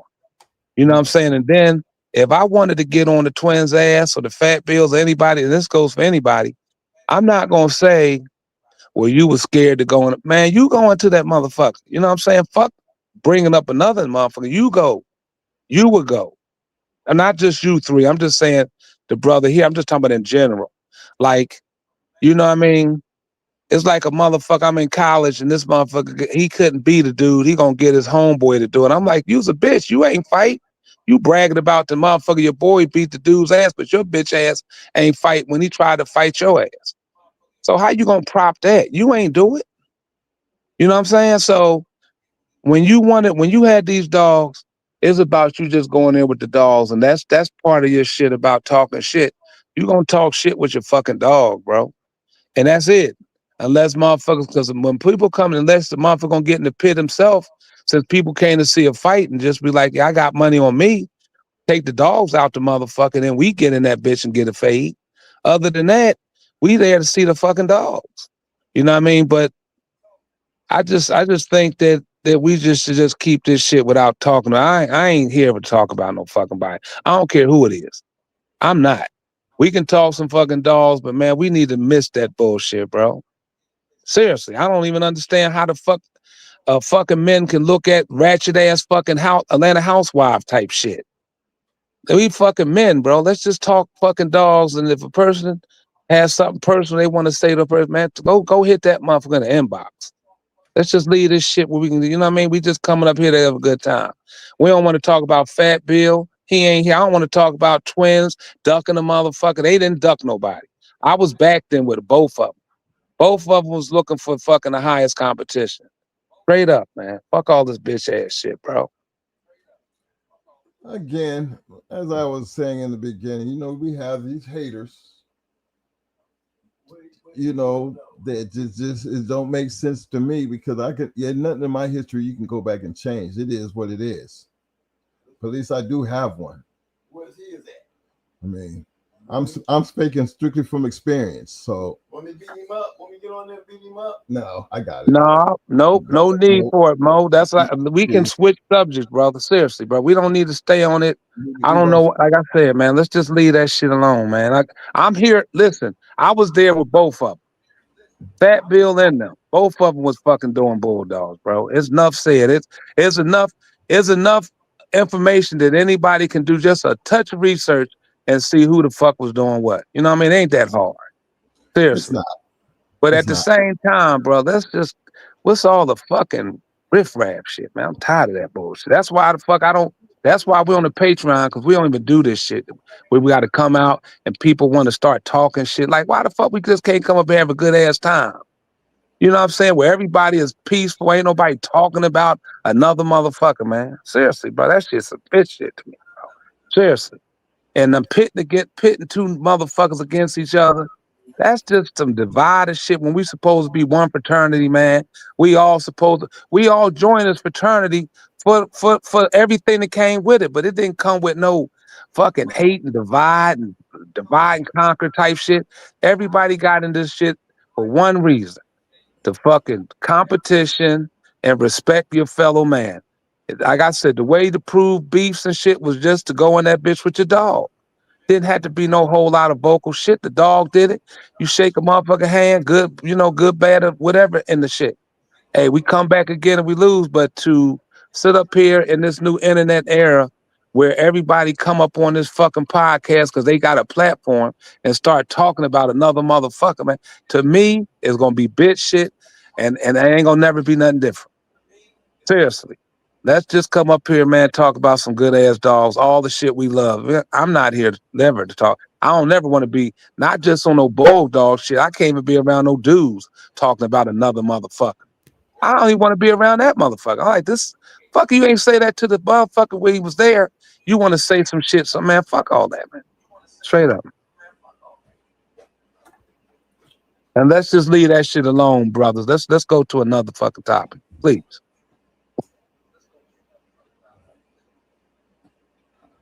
Let's see here. Okay. I'm jumping back and forth, so y'all got to bear with me. Now they got me on two screens. But yeah, I totally agree. But then again, that's why I'm talking about the shit I'm talking about right now. Because I think it's important that talking is one thing, but the hardest part about talking is at some point you got to stop talking, you got to put in the work. And when you ain't afraid to put in the work, the fruits of your labor will show. You don't have to talk no more. You know, you got work. You stand on your work. And that is my little, how would I put it? You know, it's that like that side of life, you know, when somebody pull you to the side and say, hey, yo, let me tell you something. You know, you're doing a whole lot of talking, but you ain't doing shit. You need to start doing something. I'll be like, yeah, you're right. I'm gonna go take care of that. See, once again, you're still talking, but then you're gonna be waiting on the do sooner or later. Is the person really listening to what you're saying, or are they actually just still doing the same old bullshit? That's a bullshitter. Excuse me, brother. Can I answer this brother Johnny Rocket's question? Yes, sir. Mike, he asked, Bach, can you talk a little bit about your keep? Okay. Brother Johnny, I have I got my main keep was to come from the bottom up. not the top down. Okay, so just to give you a brief hookup, right? I normally starve my dog down 3 pounds under his weight. So I already did a pre-keep to say, let's just say my dog was 47 pounds. I pre-keeped him and say it came down. He sat after 30 to 45 days at 43 or 44, right? So now I know my weight. So now I'm going to go 3 pounds under that weight. Now, back then, like I had a lot of land. So it wasn't like nobody gonna see this dog looking that bad, because it's gonna look bad. You understand? Because I got it down in weight. Then I put it on a heavy chain, a very, very heavy chain. And I left it there for 2 to 3 months for it to be able to get used to being down at 3 pounds, or it could be 2 pounds under that weight, and get used to that heavy chain for 30 days. After I see the dog can barely go in the doghouse to start running around with, say, a 40, 50-pound chain, and it could be a 34, 40-pound female. After I see them move it, then I knew that I was already good to go. At that point, I check my shit, even underweight, to see how far have I lost in terms of mouth ability and power. If I see that I ain't really lose that bad, even though I know I'm a 43, I can really play at 41. Tyrone was a 43. We brought that motherfucker to 41. He was a monster over the size. He looked like a goddamn greyhound over his competition. I could have took him at 43 and 44 and won in 10 minutes. To be honest, I don't know why we didn't. But because he would have been even that much stronger. We took him under his fucking real weight. You understand? And we did that with a lot of dogs. So what I would do is I would be able to play between that 2 to 3 pounds under. And then after I see what I am, then I can do it. But a lot of times, by the time I brought that dog up, say a pound under the 43 and brought it at 42, that dog thought it was a 50-pound dog because it already been down underweight 2 to 3 pounds and on a heavy chain. They come off the heavy chain after that on a regular small chain. So they already feel completely like Superman, even though they don't even understand they truly under their weight. Now, everybody can't do this, but when you do it right, it's hard to beat that keep rather than coming down. Because I'm able to do extra food at the end, minus lesser. You understand? I'm able to do a lot of shit at the end to make mine stronger than it would have been when I'm bringing it down. But I do a down joint too. But I'm going to put my book out sooner or later. I keep bullshit. And I'm going to put the keep with everything in it.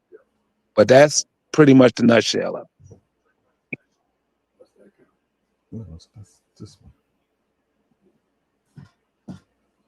You go ahead, Mike. That shit had your shit strong than a motherfucker too. Didn't it? We got Ram in here. What up, Hey, Ram? Ram tried it. Hell yeah, that shit had your shit fucking strong as Tookie Williams, boy. And the strength won't go away. Right. That shit stick with him. Okay. I got another question if I can answer it. Brother Cool Beans said, "Hey Bach, which dog was the hardest for you to work and how did you overcome it?" That would be Tyrone's half brother Bruno.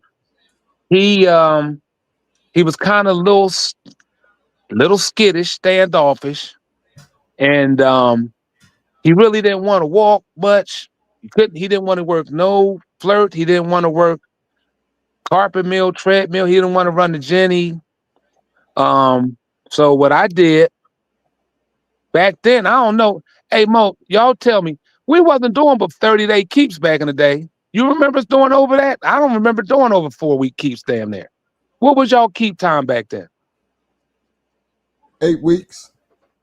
I ain't never did an 8-week keep in my life, but okay. So anyway, I went and I just went on and put them in the swim. So I was living in Virginia, so I would just go into the ocean and let my shit swim. Because the thing about a keep, the normal rule that I was taught is your dog has to be standing on his feet, or not so much on his feet, but working for 3 hours straight. Okay, at the very least. Is it the back feet? Somebody, I got a little, hear something in the background. Hold on, let's see. Okay, now it went away, I think. So what I did, brother, is I walked him in the sand as much as I could, but he didn't want to walk much.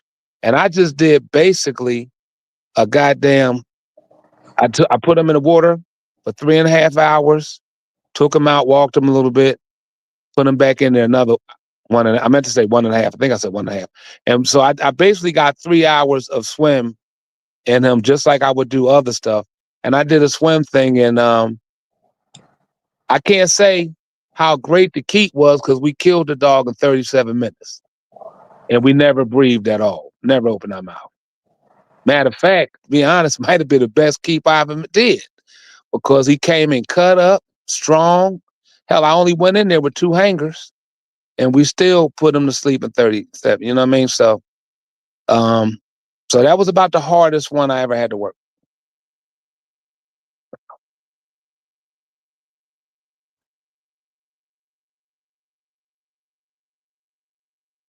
Okay. Somebody say something. Shit, we was listening to you. Shit. Right. I'm still here, man. Okay. I'm just trying to answer some of the questions I see just towards me in here. Yeah. What up, Henry Allen? Homicide Hank. Homicide Hank. Okay. Any other questions? We love to answer the questions. That way we got topics. Well, I got my man Full Bite Kennels in the house. He said, Twin, I want to send you something. Hey, there's an email address that's running right down there at the bottom.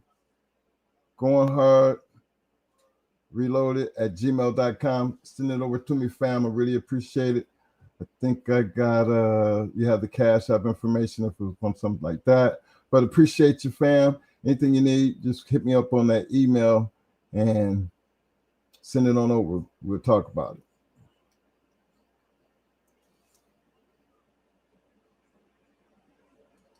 What up, RBG? What up, Bloodthirst? Yes, sir. What it do? What it do to all the brothers in the chat?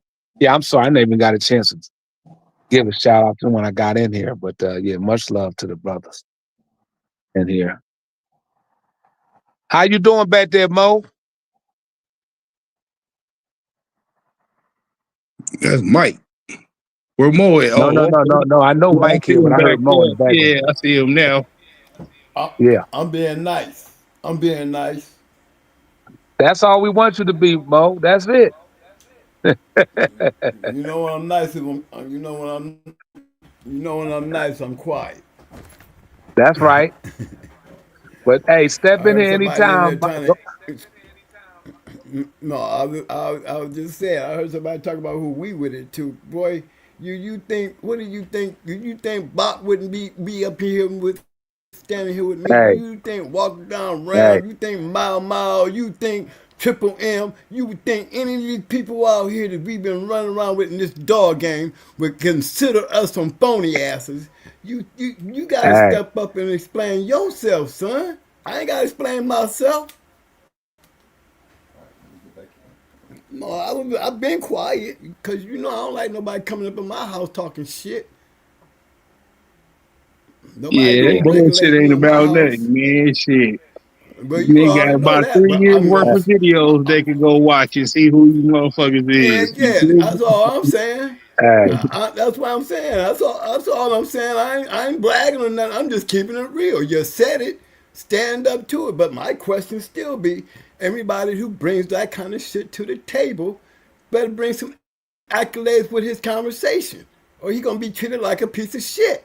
He's not allowed to come in here if all he got is nothing and talk shit in this room.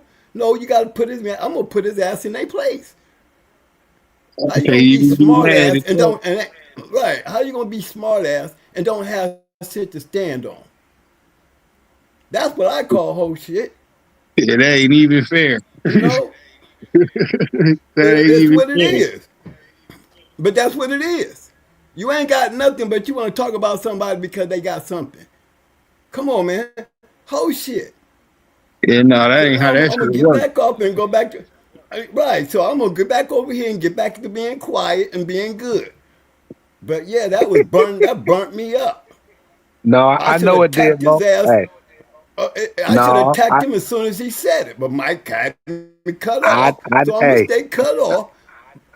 But y'all was looking for me. I was just letting y'all know. Most sitting here. Being y'all I let didn't. me in, Hey, I'm gonna get in and get my scratch off. You hey, know Mo, I what I'm wouldn't even. saying? That's Hey, just Mo. hey, one thing about it, Mo, it wasn't nothing to prove. It wasn't like not from your I end. know. I mean, like I said, I put it this way. How I found out about you is like I said from our mutual late great Mr. T, who we both love dearly. And I was coming that way to match some dogs, and he said, "Bach, I got some good brothers that you ain't got to make it to Detroit. You can make it to Ohio." And I got my twins, and he talked so good about what y'all was into and what was doing. I just never made it there. You understand? But y'all was bulldog because ain't no way fucking T gonna tell me to get up when y'all running with him. Fucking McNasty and them was fucking doing dogs all over the fucking U.S. at a high rate, and you was fucking with them. You know what I mean? So, and not that y'all was this, but I'm just saying all of y'all was doing some dogs. But again, and you don't want to get off message. You know what I'm saying? Let's just fucking stay on message in this motherfucker. Yeah, that You know bullshit what I'm saying? about Let's just nothing, stay on man. message, Shit. bro. We're chopping up about some good games and some dogs, man. Fuck the bullshit. Right. That shit free as fuck. Y'all know how Mo is, man. Mo sitting back there just for fueling. I keep fucking the Hey, mic up and shit. But yeah, hey, hey. hey, I tell you one thing. I know one thing. Hey, Mo, are y'all going back to that confirmation show and y'all judging or what? No, we're just gonna, show up and Okay. just everybody gonna be there, and I want to be a part of it. That's Well, all. I'm gonna try to send a few dogs down that month. I know y'all. I had the puppy that I bred, but I'm gonna put a couple of grown ones down there. See if we can't do a little something. Well, I But know hope. DSK doing the judging on the December show down in Fayetteville, so everybody get a chance to show up and show out. He's another reputable dog, man, and so Okay. you best believe he ain't new to this. He gonna be true to it. So That's yeah, right. send them Okay. through. Yeah, we gonna be there. Okay. You want me to answer this? Or you gonna? Did you highlight that, Mike? Did you want to say it, or you want me to read it? Which one? Okay, and Tony Wade's gonna be there also. Okay. Yeah. Anthro said, does Bach fast his dogs and or consider the diet a detox to start from a clean slate? Well, anytime I do anything, brother Anthony, I detox and clean out for anything. You understand? So even on a pre-keep, I got to do that. You know. So, but as far as the diet, like I said, I starve after I get, like I said, after I do my pre-keep and know what weight I'm at. If I'm looking for weight, that is, if I already know pretty much dog weight, then I don't have to do that. But if I'm getting them down to that, unless I'm only like a pound or two over the weight, let's just say they're 44 and I got them at 46, just because I don't really like having my dogs that far overweight. It's really not good for them. As if you just keep them busy, and even in the maintenance, I like my dogs working. So there's no such thing as a dog not working. Even when they say come off the chain, I always looked at it as an athlete. Now you tell me if I'm wrong. Anybody here that's former football players, basketball players, wrestlers, boxers, hunters. I mean, Like, I don't think, yeah, I don't, right. I don't think there's ever been a time that there was a so-called off season that trainers stopped. You understand what I mean? So off season meaning, yeah, we not in our particular specific sports, but that doesn't mean we don't continue to working out. You understand? So I don't know how a person can have a dog just get fat on the chain and stop everything and then say, okay, well now it's time to pick up everything and let's go. I didn't understand that shit. not being a former football player and shit. No, I just believed in being in shape, being ready. You ain't got to get ready when you ready. You know what I mean? So if I was like 2 pounds over, for instance, I know all I needed anyway was down there. I could dex my shit down there and get right to the weight overnight.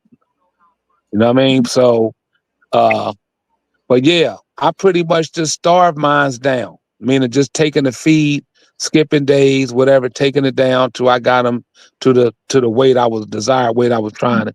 Then I go maintain that weight with it. And so that's what I would do, bro, to get there. Hey, Bob, while I got you, okay, how'd that work? I mean, you had killers, so but on the long ones, on your long runs, based on your keep, how did how did it turn out? I never went over an hour. I never went over an hour with none of my shit, ever. Right, now y'all listening to this now, so because if I was to say some shit like that, they'd be thinking we crazy. When we talking about majority of our shit was ended in 30 minutes. Right. So yeah, I'm not. We dealing with killers though, but here's the thing. Right. When you're dealing with killers, you ain't looking to be there long. But see, we conditioned because we basically conditioned for the long haul because we never knew what the fuck we was gonna run into. You got to. That's a fact. Just because we didn't go over the hour, you making it like you're going 3 hours. Depending now. Well, let me just say that. Depending. So let's just say we got a dog between a 10 and a 15 mouth who's a bona fide finisher. I'm not putting no 3 hour fucking keep on that dog. Okay?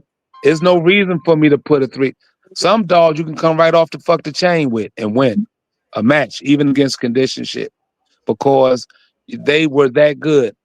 And I don't know, shit, back in the day, we used to roll our shit off the chain for fucking an hour and a half on a regular. We didn't have no keeping these motherfuckers.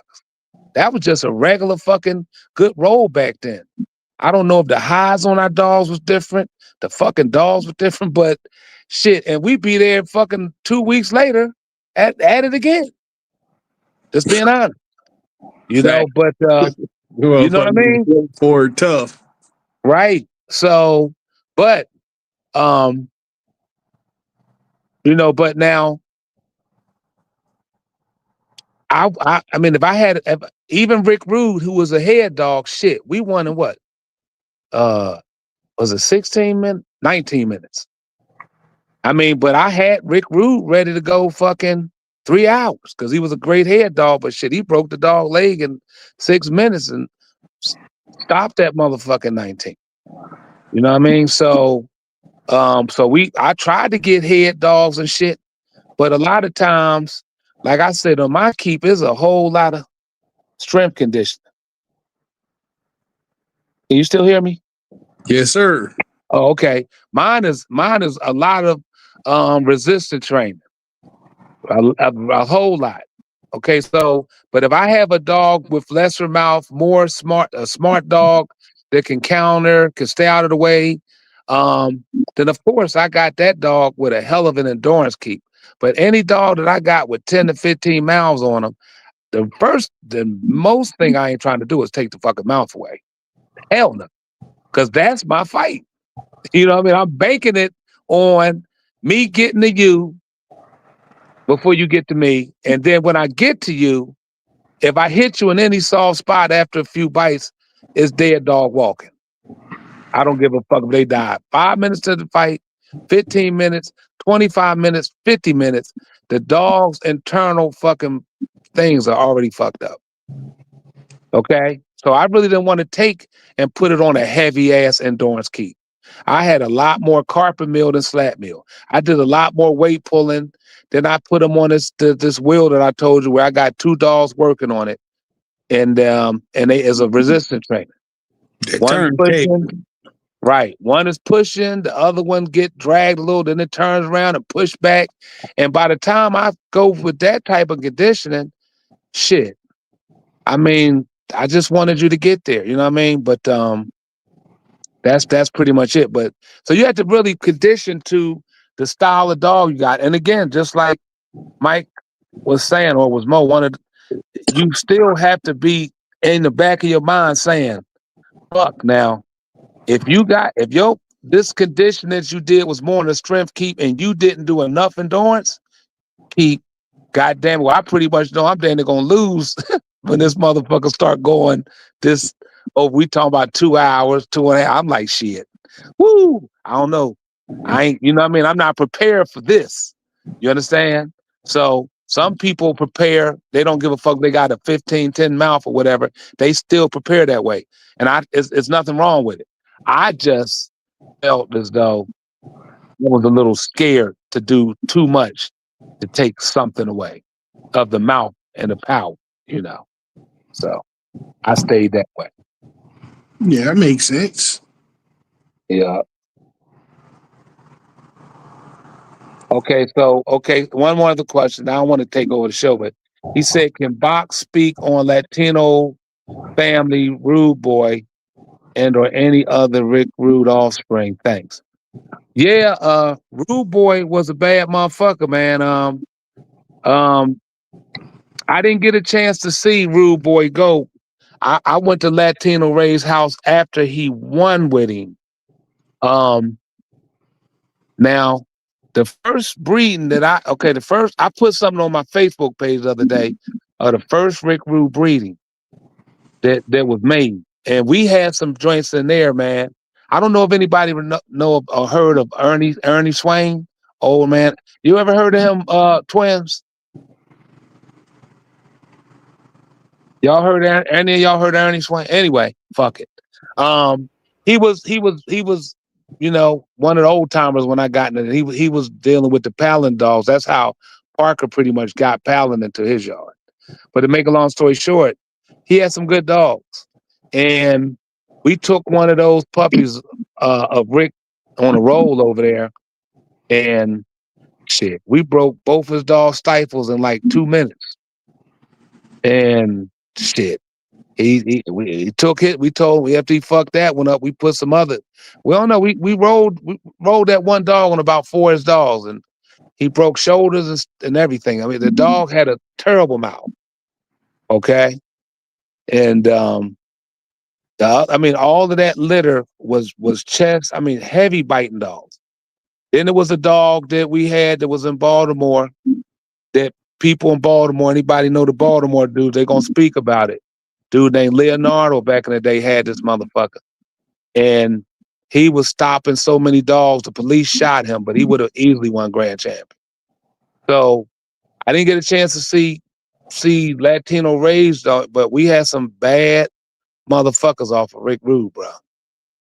And you know what I mean? And Rick Rude himself, like I said, we was able to put 15-pound heavier dogs on Rick, bro. Because of his style, Rick would give you his leg. He gonna throw his leg and put it in your mouth. Right off the back on the scratch. He gonna give you his leg. Put it in the motherfucker. Soon as you bite on his leg, he gonna grab you by your head, and that's the last fucking thing you ever touch. That's it. You won't get another fucking hold. And Rick had an 8 mouth on him. But Rick's shit bit harder than him, and he had a hard mouth. So yeah, the Rick dogs and the musician, much love, shout out to that brother. I mean, he even made the Rick Rude shit even better. You understand? With that Kermit stuff he put under it. Really had some monsters out of that shit. Shit, he still got some good shit right now. That cannonball shit and all that stuff that he bred. That's some real good ass goddamn Rick Rude blood, brother. Shit, Ram though. Hell yeah, I'm happy with mine. Shit. You know what I'm saying? I ain't even finna cap. I like that shit a lot. That's that old school bolio shit, man.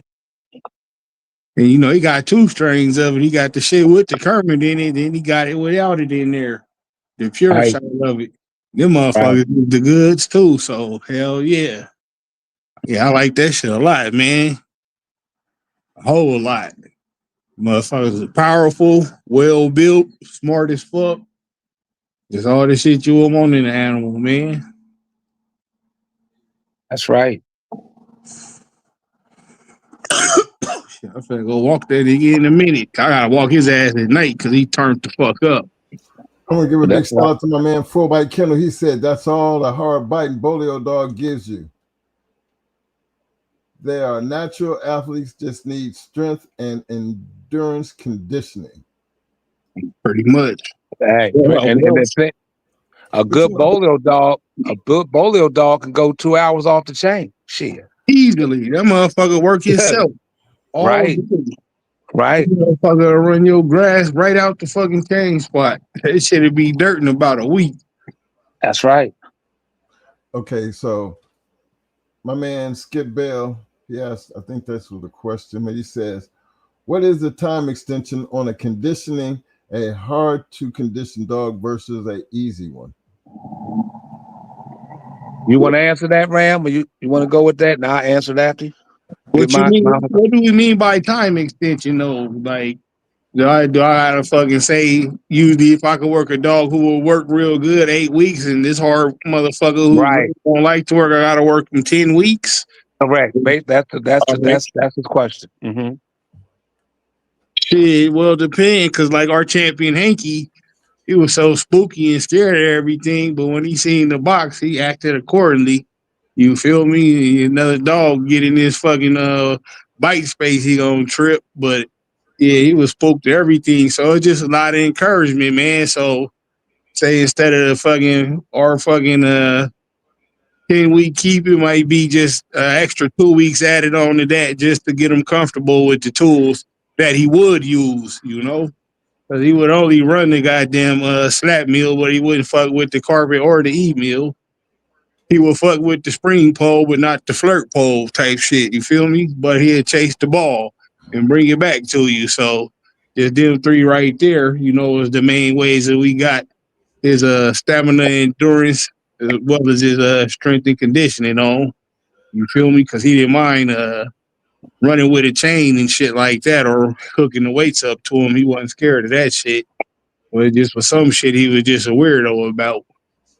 And then motherfucker. So yeah, just depending on the dog, him being the worst, it only took extra 2 weeks. So I would consider that his pre-keep at that point. You feel me? Because that's when I'm giving him his wormer and all that other shit, putting the tough pad on him, getting his blood drawn, checking it, all that good old shit. You feel me? But yeah, but you gotta be a good fucking conditioner too, because if you're not, that 2 weeks might turn into additional 5 weeks if you don't got the tools or the wherewithal or developed your eye good enough to see what's gonna work best for this dog before you even start working them. You just got a whole good understanding of the dog. But if you don't got that, then yeah, I probably wouldn't even risk it. I would just do practice keeps on that motherfucker just to get the information on what he like to work and what he don't like working on. You know? I guess it's my turn. Go ahead in there, bro. Get in there. Tag you in. Look, tag me in, because we don't change shit. All dogs ain't the same, but as dog trainers, as a dog trainer, you tend to know that dog do what you tell it to do. It's up to you to find out what you need to do to get that dog to do what you want them to do. Period. Because 8 weeks is 8 weeks. You're gonna get 8 weeks of work and you're gonna get this pain. Now, sometimes it takes a little longer as far as the pre-keep situation, but when it comes down to keep time, he should already have that shit figured out. Because you're going to do what we need you to do, one way or the other. So I never was one, and I know Mo, as hard as he is as a dog trainer, he used to dealing with hard-head ass dogs. But like he said, no, I run this. You do what I tell you to do. And be stuck to that, and you're going to get what you want out of them. Now, hard to keep dogs is a lot different, because now they out on the chain and they run around the house just tearing. They're going to be who they are. But when they come to get money and keep, they can't do that by themselves, so they will do what is necessary accordingly. So that's how we looked at it. Mo is not one that you're not going to do what he tell you to do as a dog. It's just not going to happen. He'll find a way and he'll make a way, but you're going to get it done. That's my input on that one. Okay, I'll give mine. Everybody gave a good assessment of how they would do it. Me personally, the key thing that Mike just said was the pre-keep. So if you know you got a dog that's hard to keep, then you want to go ahead and go 30 days before the keep. But it's not like you're going all out, you know what I'm saying? So it's not like you're going to be stale and you sitting in there for damn near 12 weeks in the keep. It's just to get the dog in order to get there.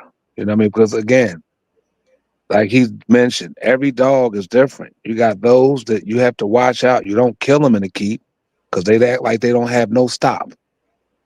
You have to actually slow them down so you don't kill them. Then you got those that it's going to take you every bit of creativity to see what it is that gets that dog going to be able, if that means if you had to walk a whole dog in front of that dog only to get it walk, you might have to do that. If it's a rabbit that likes chickens or whatever it is, you have to do it. But you can't do an 8-week keep with the same, to me, because it's impossible. If I got one that want to work and one that don't want to work, I'm not gonna be prepared at 8 weeks for one that don't want to work. That's why I'm gonna do mine's 10 to 12 weeks out on a very slow type grind till I can get mine to when it's ready to go, call the weight out. Now I'm ready to go because I'm already in somewhat of a shape, not all the way, but I'm gonna have enough time in that 8 weeks to be able to come in and be right. But you cannot go from 8 weeks on a regular one that don't want to work, in my opinion, versus one that want to work. That just ain't gonna happen. Yeah, if you want to lose, you can. Right. Because the productivity is not gonna be the same. So if you saying my keep is 3 days on, a day or two off. So I'm not gonna be able to get that productivity when I got one that I need in them 3 days that particular work that I need. I need that goddamn work. And I don't mind giving 3 days rest if I have to, but I need that 3-day work in them cycles. Shit. If I got that when it's taking that one workout took 3 days, I'm 2 days behind in my work. So I'm gonna have a longer keep because my pre-keep gonna be way before. So by the time I got enough time, I done gave myself enough time where I can come to the finish line the same as I would if one likes to work from the 8 weeks. Now that's the way I would do it. Okay. There was a question about Katrina in there too. Okay. What up, Cosmon? I see you, Low. It said, again, that shit was up there. Cosmon, as he said, Twin, can you ask Bach about Champion Katrina? How did he get up on that dog, and how important was she to your past and present dogs? From Cosmon. Well, good question. Thanks for the question, brother. How I got Katrina, she lost. She was a 2-time winner. They went in the Orioles champion chestnut. They took her out in heat. She didn't come out the corner. She didn't want to come out the corner. So every dog, now I did my baby Ruth, bitch. We won the 6 minute, took best of show. She was in full heat. We bred a champion track down the next day or that same night, whatever. But this is crazy because when you got bitches in heat, normally you should have already peeked at them in your school and to know how one works in heat versus one, not in heat. Hell yeah. In case that happened, to know that this bitch don't care nothing about her heat. Then it comes on the people you're going into if they want to go into the bitch. Because sometimes a bitch in heat will fuck another bitch up. So, but anyway, they took Katrina. She didn't want to do shit. So I said, fine. That's when they was having the match with champion Joey at the time. He made grand champion that night against grand champion Texas. But that's when we went all to Mississippi to that So-So Boys and them convention. And I had Rhonda Man meet me there, and I brought her as a 2-time winner, 1-time loser. All right. So the people who was there was like, Bach, they was dumb as shit. She didn't even come out the corner.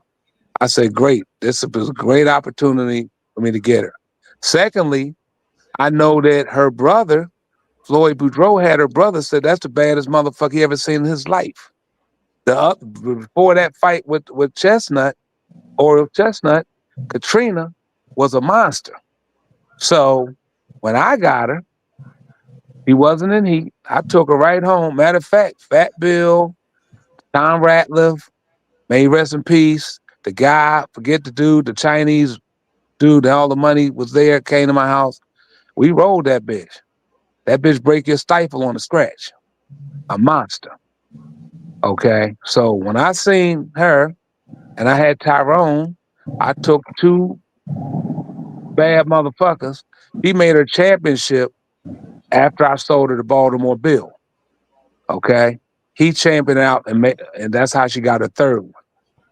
But yes, that's those 2 dogs, Tyrone and Katrina, is what I have today.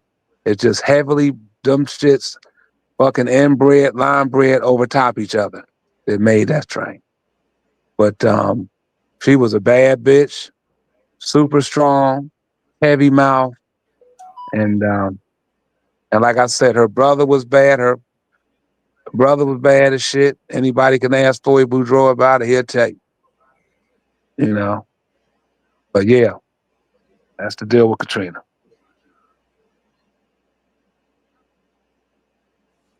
Okay, I want to give a big shout out to my man who's Kennels. He said you should know the wants or likes off the dogs before they're grown from being around them every day. Well, that's another thing too. When we had, because remember, pretty much everything that we matched, we bred. So everything grew up on the yard. So it's not like we didn't know the type of dogs we were dealing with. We knew each individual dog over the year, the time it takes to raise them from puppies up until, working out with them every day until, you become a prospect now. And that prospect means you're back on the chain. And now you're going to be working toward that day of, okay, it's pre-keep time. So we wasn't never really too much shocked about what we was dealing with as far as the dog's personalities, because when you raise them, like anything, if you're raising it from a baby, shit, to me, you're just going to have different results. Pretty Mama was a dog that was, I think Mama was almost 3-4 years old when we got her, and Brat was 18 months. When we took both of them out, we got an 18-month-old dog and we got a damn near 3-4-year-old dog. Remember, they were matched together, but they didn't like each other. So that made it easier for us to keep Mama hyped up, because we told you how Pretty Mama fought. Mama would go in, if you tried to barnstorm her, she would crush you quick. But if you couldn't barnstorm her, she wouldn't do shit. I mean, she would be there. She would be the same rough, like she fought like a male. She was just a bully. And it just took her, she took her time before when she did kick in. Then, now we're dealing with Captain Crunch. But we didn't raise her, so we didn't know the bad habits that she had. And to us, that was a bad habit, because everything else around us, we're trying to fire off immediately. Where Mama, she controlled her own clock, but then we got used to her clock. We would hope for a barnstormer, something that's going to go in there and try to wreck her ass, just to see if she would be that same dog we seen at number 1. But for 2 and 3, and she was going into, she went into 2 2-time winners. And, you know, I think one went damn near an hour and one went over an hour. But it was all because of her. Because she would beat you up, knock you around, you know, the whole entire fight. She didn't do a lot of scratching because she always stayed in hope. But she wouldn't be that monster like she was in number one. But then number one, she had her hands full in that first 30.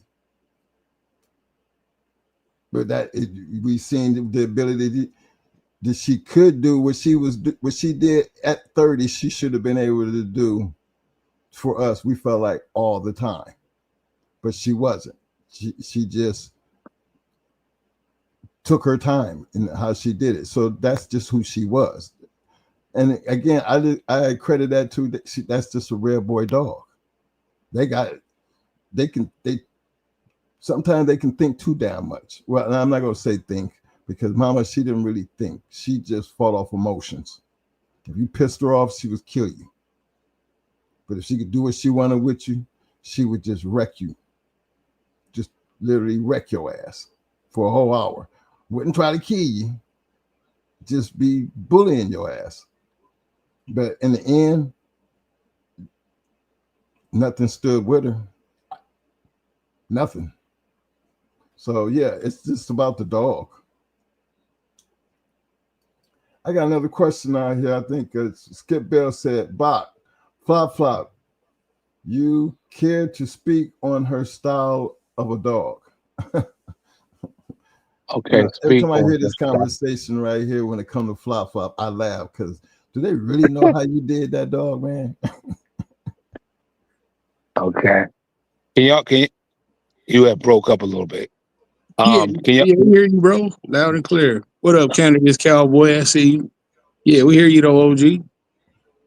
Okay, am I breaking up or Mike breaking up? Who breaking up? I can hear it. Okay, let me see. Okay, so let me go here. Can you hear me? Can you hear me clear? Okay. The deal. Okay, so he just said he wanted to know the style. Okay, let me see. Flop, you care to speak on her style of a dog? Okay, sure. Haven't seen one like her before or since. Flop fought like an alligator, meaning she was a dog that will hit you in your chest, lay on the ground, and start rolling in your chest, doing an alligator roll. And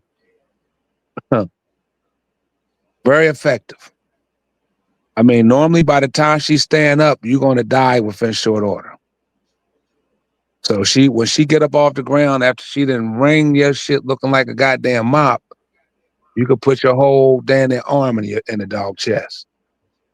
And they normally didn't make it long. Hell, her last two, like I said, she went uphill to 2 4-time winners that, matter of fact, McNasty, he was trying to go into them and it was bullshit. So I didn't, then anyway, we went out to Virgin Islands and killed that 4-time winner in 20-something minutes, went uphill 2 pounds, came back to kill the other one in 20-something minutes. She did that at 7. And same style, bro. Grab your dog in the chest, alligator roll, come up, you history.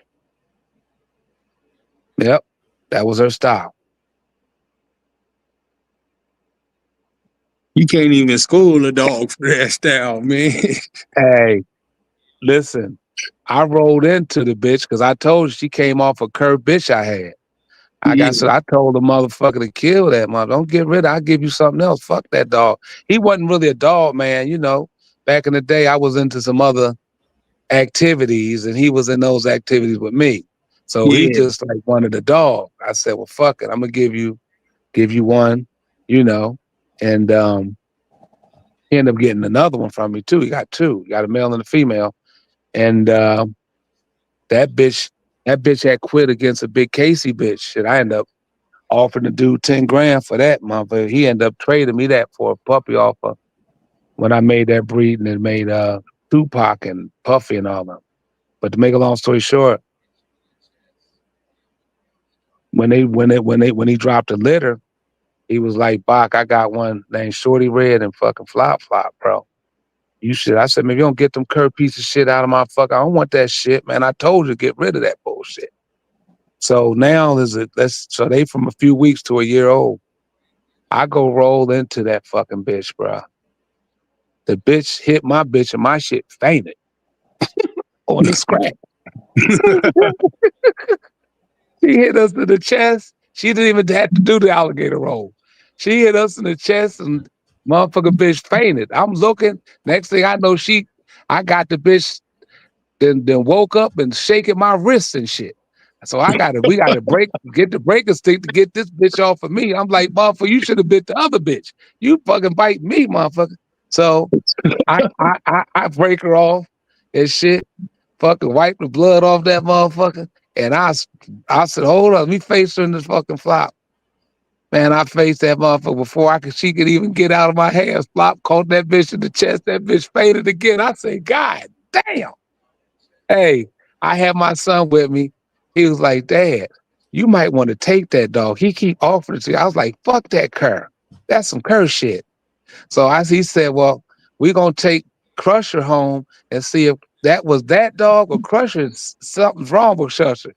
We took Crusher to the house. She fucked up, but bitch, we put her on. I said, damn, that was Flop Flop. So she wasn't fainting, just rolling against other shit I had at the yard. That bitch was fainting against Flop. Flop Flop first win went 2 minutes. Her second one went 3-4 minutes. Her third one went like 6 minutes. It was just knocking shit out. Shit, her first match, the bitch went over the pit wall with Flop in her chest in 2 minutes. So that bitch had the jaws of light. Hey, that bitch was different. I ain't gonna sit up here and say I done seen anything like her since, before, or after. No, she had a different ass mouth, and I don't know what the fuck was in it, but it's shit out here that's been in this world that had that type of freakish ass mouth. That when them motherfuckers get bit by that shit, they know that's different than any role they done win on. You know what I mean? They're like, fuck all of this, nigga. No, right. Luther, Legion of Doom's Luther, he bit like that. When he put his mouth on your ass, you were dead. Did you see his joint? Did you ever see any of Luther's go? I ain't never get a chance to see Luther. We was new in the game back then. Right. He already had his career, but just talking to old Bill, and the way and Bill was a quiet type of dude, but then I see people who've seen the dog, they would tell you the story. If he put his mouth on you, you were dead. Right. Bottom line. And that's a nasty ass mouth. Yeah. It's different. That's a real dog they was talking about. I mean, regardless of what you put over there, and he went 7 times and only one survived. One. And it jumped out the pit. That's why he made it. He like, fuck that, I'm good. The only reason that dog made it jumped out the pit. Yeah. But everything else, you made an executive decision. A quick executive decision. And I think the one that ran was one that Bobby Hall put on him. And them dogs, like I said, they got that mouth. It's different. You don't see that. The great thing about the competition, it wasn't like you had to run into them type motherfuckers every goddamn day. You know what I'm saying? It ain't that many freakish mouths ever been out there. No. You get a good mouth, but when the motherfuckers that, like the brother just put up there, he said, what he say? A snapping turtle made one stand still. Hell yeah! And when that goddamn Boone's grand champion, goddamn Bronson, with only had 2 hangers in his fucking 2 bottom hangers. He ain't even had nothing to attach them to. I don't think. But I seen that motherfucker kill motherfucker with snapping on their ass, just snapping on their face and shit, killing them. I'm like, how the fuck is this possible? Breaking they shit.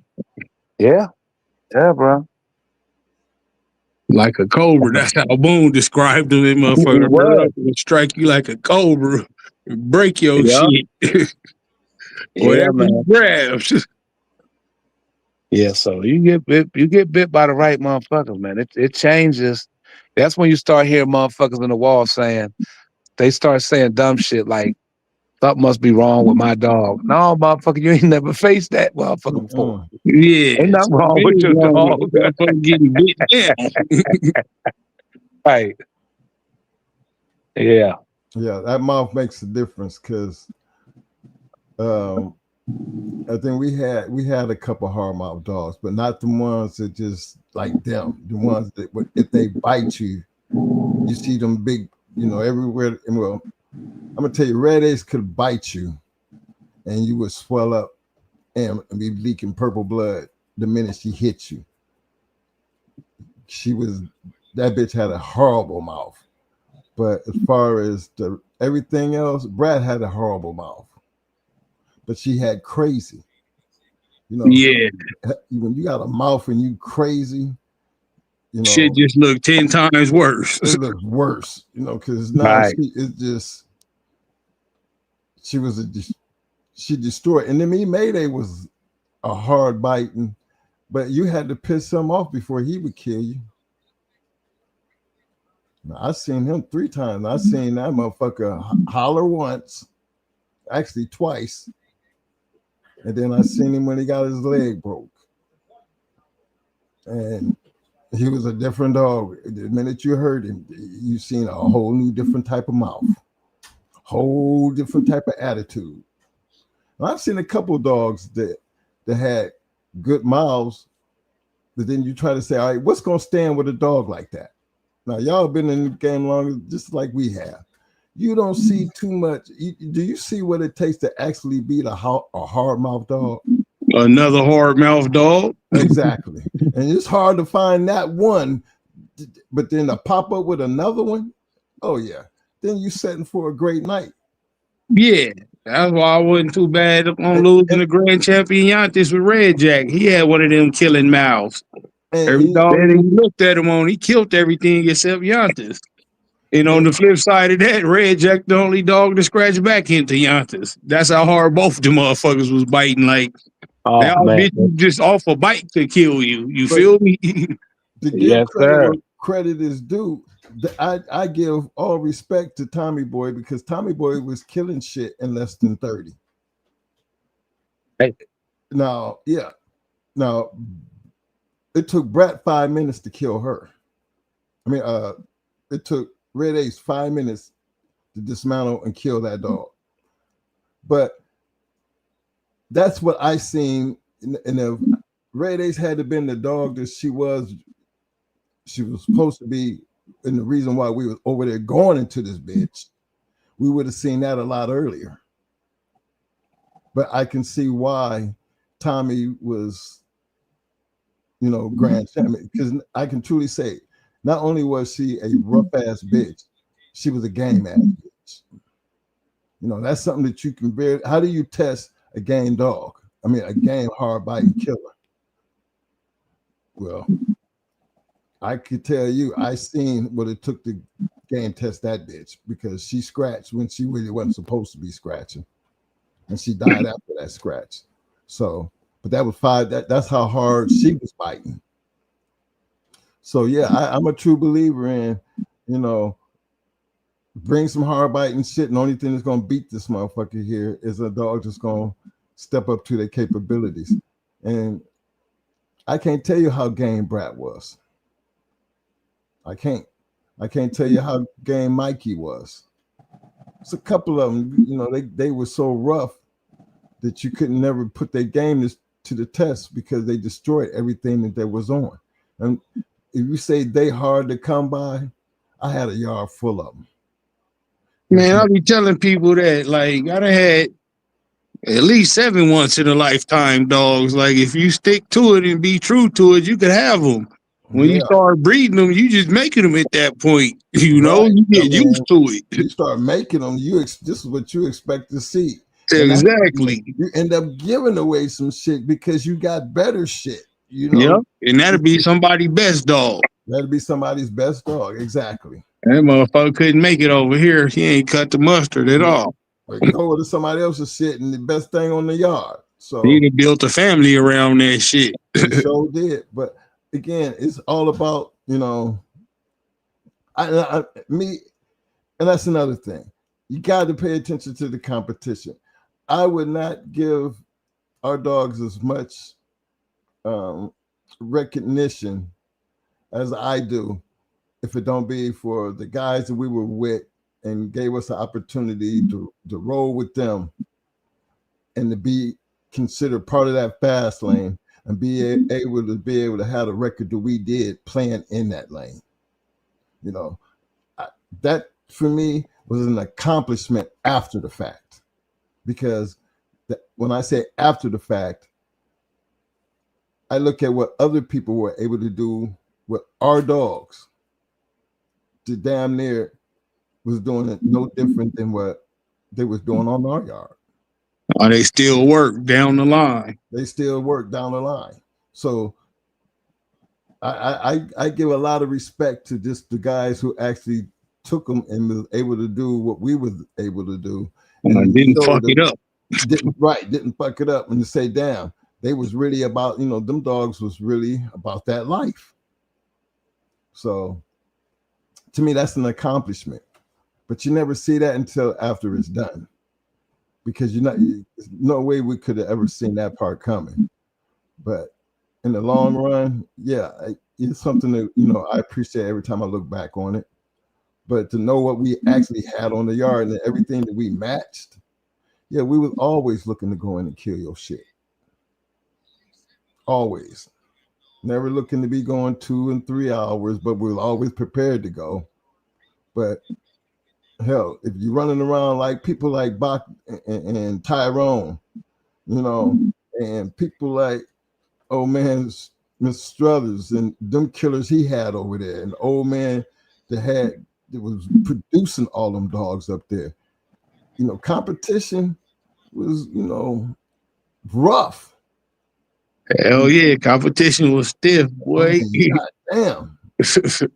Oh yeah. That made you better though. If you was a true competitor, if you wasn't no bitch ass nigga, you just went and got better dogs and made them better dogs. I just don't see how you could be, you know, you got a yard full of dogs and you taking a couple of headshots, but yet you keep bringing the same type of shit. You know, at what point do you give up on the shit? And then we have all seen them. Hell yeah. Tunnel blind, bro. We know what that looked like when you be like, damn. Some people don't even want to imagine to them because they feel like, oh, you know, you taking the easy way out. But this person, they really believe in this yard, and they think, you know, that motherfucker show up every show. Every like, show, man, and be like, damn, he got his ass kicked, man. Still using that same shit, you know. Trust me, I ran like 11 in a row, the motherfucker, before he got wise. You know what I mean? I'll be like, man, at what point do they change their mind? And I don't want to be the one to be, and I don't go into people. You know, we never went into anybody that we beat twice because we felt the game was too big to be going back around. But y'all know how that shit worked when you see the same person, they being true to the game because at least they getting in that other corner. Yeah, they sticking with it, but the shit they sticking with ain't sticking. Like, man. But who are we to say they don't belong there? As long as they showing up, we, you know, somebody gonna, you know, fade them. And man, my dude, well, I went into that. He kept calling us out. Like, as soon as he heard we had to wait here, this motherfucker come. Like, this nigga just wanted his revenge. Like, bruh, come on, man. But I will say each time, though, his dogs was getting better. I can't just totally shit on him. But when he switched to dogs, though, yeah, he got way better. Yeah, I seen some of them. I have some partners now that, you know, twin, I'm ready, and then get out there and get their ass whooped and be like, damn, what the hell was that? Like, man, That was a Bugatti. Welcome to the fast lane. Moving into the fast lane. You know, and they take them couple shots and then they back off. But then, you know, after listening, you start saying, now, what kind of shit they running on the yard now? Well, they got some hard shit over there. You know what I mean? And we got some of that winning shit, man. Got some of that winning shit and realize this is the type of dog it takes to do it. And then that's, you know, that breaks the kennel blindness shit. Now, yeah, but if they never seen it, though, you know, they never would have knew. Well, because everything look good on your yard. It's when you take it off the yard, do it still look good. That's right. Because when you take it off the yard and you step out there, you realize what you got. You just got a regular old 350 Rocket. Then you got a big block 454. And he eating. Smoking your shit. You know what I mean? But yeah, I think it's important that you pay attention and close to the yard. But again, fellas, we understand that this game has been around longer than all of us put together. Fuck yeah. You know what I mean? And these same type of dog, man. But the only ones that we ever gonna really ever talk about, no, the only ones that y'all really ever do talk about is the ones that matter. Cause I guarantee y'all can't remember some of this, half the shit that you didn't use. Wouldn't even know its name. Yeah, I don't remember none of the sucker motherfuckers. You mean I can remember the losses because we didn't have that many, and most of the time behind them losses was some dumb shit. But as far as the ones who didn't make the team, you don't remember the curves unless they was good curves that really broke your heart, like oh funky ass bitch. But you don't remember the curves, man. No. But what that come with the game? That's part of it. Right. That's having curves is how you identify the bulldog. Well, and that pretty much. And then after that, it's all on the bulldog anyway. Exactly. That's why I'm kind of like, we put a lot of responsibility on the dog, but then the person with the dog has the major part of that dog's success. Now, y'all are just examples of that. And someone like my Triple M's, Stone City, Hardcore. I mean, the Fines, Tony Wade. I mean, our list can get long when it start talking about people that you know that was in the fast lane that was willing to step out there and put them dogs to work and have the success of the game. That's the part that I'm looking to get people to understand. It don't matter who you are and where you are. What matters is what you're going to do with the dog and who you are and what you're trying to do based on your purpose. Yep. Because that's the only way you can look to get any respect from this game. Respect is earned. It's not given. Fuck no. You get disrespected in this game before you get respected. Quick. Hella quick. You know, and that's why I always give that big shout out to the big guy. The Legion of Doom. Because we were young, you know, in this game when they gave us the opportunity to get on that big show going into them. Right. You know, that's that one of them opportunities where, you know, you be like, you know, you ready to showcase your shit against one of the big boys, and it so happened to be him. You know, to me, that was a great opportunity, and it's not like they thought they was going to get an easy win. Like he said, y'all beat a good goddamn dog. We heard y'all had some good dogs. That's why we gave an opportunity, but we balled a motherfucker for you. And we won best in show that night. But somebody gave you the chance, though. You feel somebody with a name behind them. That make it all the much better. You feel me? Right. And you see, that builds, you know, that builds your confidence up, but it also it set the mark. You know, it kind of put us at a level that, you know, once you get up there, you can't go back. Yeah, you got to perform at this level or better now. You got to stay where you at or get better. Because anything less than that, you need to change up the yard or you need to get out the game. You need to go get some poodles. That's right. So it was a learning experience, but it was a great experience simply because it changed our way of thinking. It showed us that we was on the right track. And you notice we changed a couple of dogs. We changed dogs plenty of times before we wind up on the dogs that we actually start calling going hard dogs, because now everything on the yard look alike. These are our bred shit. This is the shit that we use.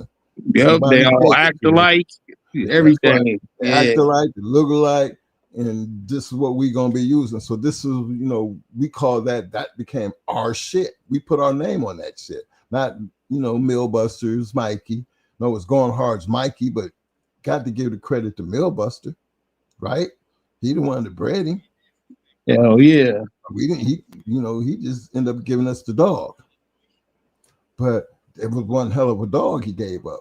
Same thing with Judo. We didn't breed Judo. James Edwards did that.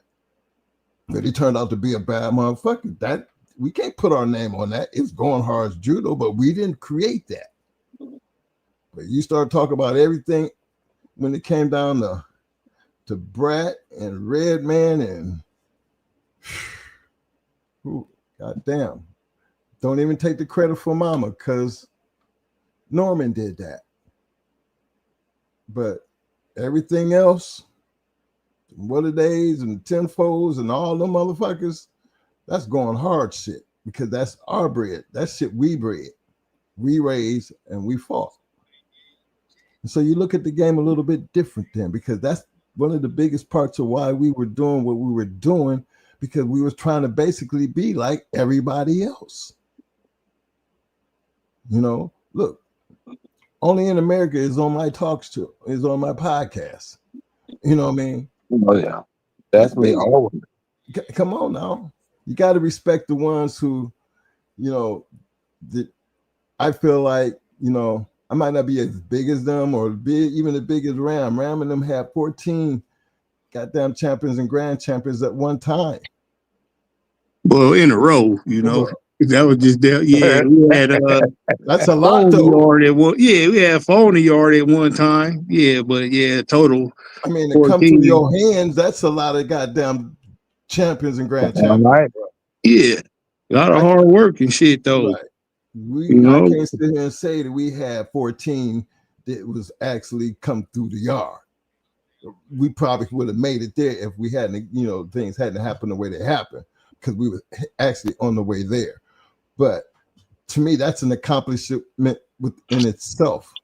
No, it's actually 17. 3 of them I really don't be claiming, because one was a staff and the other 2 was half staffs.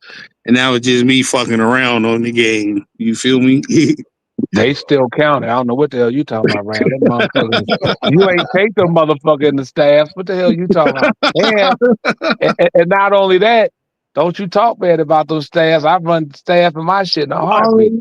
I be trying to throw people off the center of the staff. They ain't the regular staff. They just staff the name. Right. Oh yeah, a total of 17 of them. Damn, but I'm telling you, yeah, that shit. It was a good run, man. You know, I took it as far as I could. That's why I ain't mind getting out of them like that. You know, gotta do something else with them. Well, now I be showing them and shit, putting them on the weight pull shit. You know, winning pound for pound and all that. I know I'm still using cheat weight method. 35 pound out there, that motherfucker pulled 750. No, 13 times his body weight, something crazy like that. Yeah. Right. It don't look like you could do it at first, but shit, as the weeks go by, you be like, yo, this motherfucker popping this bitch. Like, what the fuck? The motherfucker jumping up off the ground with it. That's what I do. Like, yeah, ready. And all I do is just feed him up. That nigga be looking like an Adonis when it's time to get on that track. Yeah, I mean, we never kept dogs on the chain, fat dogs anyway. But y'all, you check out the log chains that these dogs was on, and when they can jump, after a while you'll notice they could jump with them and stand up with them. To me, that's just another way our little, I guess, in our back of our own heads is why we kept strong dogs. Yeah, because it builds up core strength. That ain't muscle gym strength. That's grown man strength. Grown man strength. They used to pulling that motherfucker around. They've been on it long enough. And Mo always goes to that thing about, you put a, Mo puts our dogs when they go into, they carry 15 pounds of weight. They got the collar, 5-pound collar, and a 15, and I think it's a 15-pound chest harness, weight harness, and they wear that throughout the whole entire keep, except for the last week. And he always said, y'all ever had ankle weights? Now we all done did sports. Hell yeah. We all done had ankle weights on our legs. Now, you ever take them ankle weights off and speed? Do you see how light your legs be feeling? You be thinking your ass to dunk. Yeah. You Speedy Gonzalez or some shit. You be so light-footed. Now imagine a dog that finally gets all that shit taken off of them after 8 weeks, and then they get that whole week of rest where the equilibrium and everything goes back to normal as far as, not having the weights on them. Hell yeah. The motherfuckers on that first scratch damn near fly over there. What you saying, man? Like, goddamn, you almost missed the dog, fool. Slow down. And I'm telling you, man, that shit down. I mean, I know I seen Psycho scratch at 317, and anybody that was there will tell you that dog scratched as if it was his very first scratch when they said release the dogs. I mean, when he hit that dog, it was like boom. That's a beautiful thing. It's a beautiful thing, man. And that was for scratch to win. I mean, it was whoa, that motherfucker. He didn't tiptoe. He didn't fast trot. He ran and dove. Boom. I said, yeah. Yeah, niggas in shape, boy. Yeah. I said, Mo, that was our very first time to see that keep work. Yes, sir. Because he got confident then, because everything up to then, we never got a chance to really see, just how good that keep was. But that night answered all our questions because that was the night we needed it. Because that was the night you never know who you're going to run into. You know what I'm saying? Fuck yeah, man. It'll always be the one you think you just finna run over. Yeah. And then it happened to be the same motherfucker that was using the same keep that we gave him. This again, some slick shit.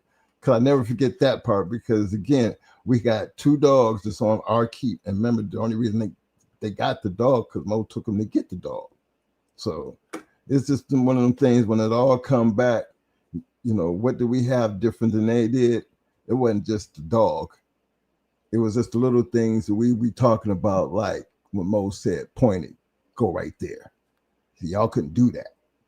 Go right there. Shit like that make a difference too, boy. Yeah, they couldn't do that. You know what I'm saying?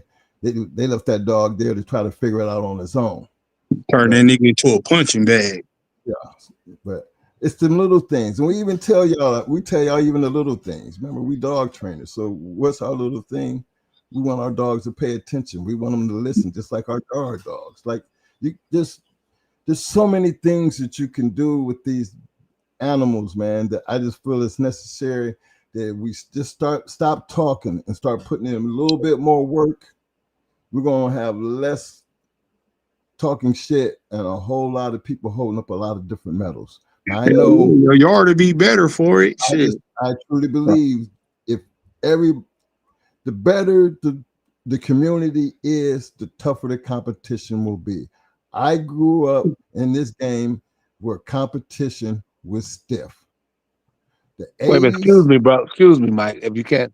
Hey, Balls Deep, put the 3 questions you want me to answer. Just write it so I know when. Oh, Cosman had a question too up there for you, Buck. Let me see. He said, can you tell us about Stompanato and Lexus Coupe? No, finish what you're saying, Mike. He said 3 questions, and I just want him to write it because I don't know which questions. It ain't like we talking.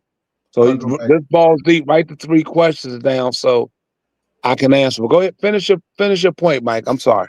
No, I was just saying I think it's important that you take some of the things that you hear people say and hearing them is one thing, but taking what you heard and applying it to what you're doing, that's another thing.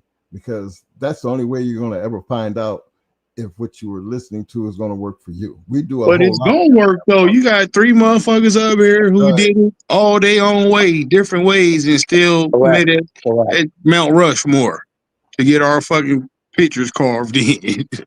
Like I said, definitely, there's no one way to do anything. Exactly. It's because everybody has a different school of thought, and there's no right or wrong. Long as the job gets done, you don't give a fuck how you got there. You know what I'm saying? So, everybody like you has different. I mean, has different keeps, different methods, different schooling techniques, and if you racing and competitive goddamn situation, you're doing good.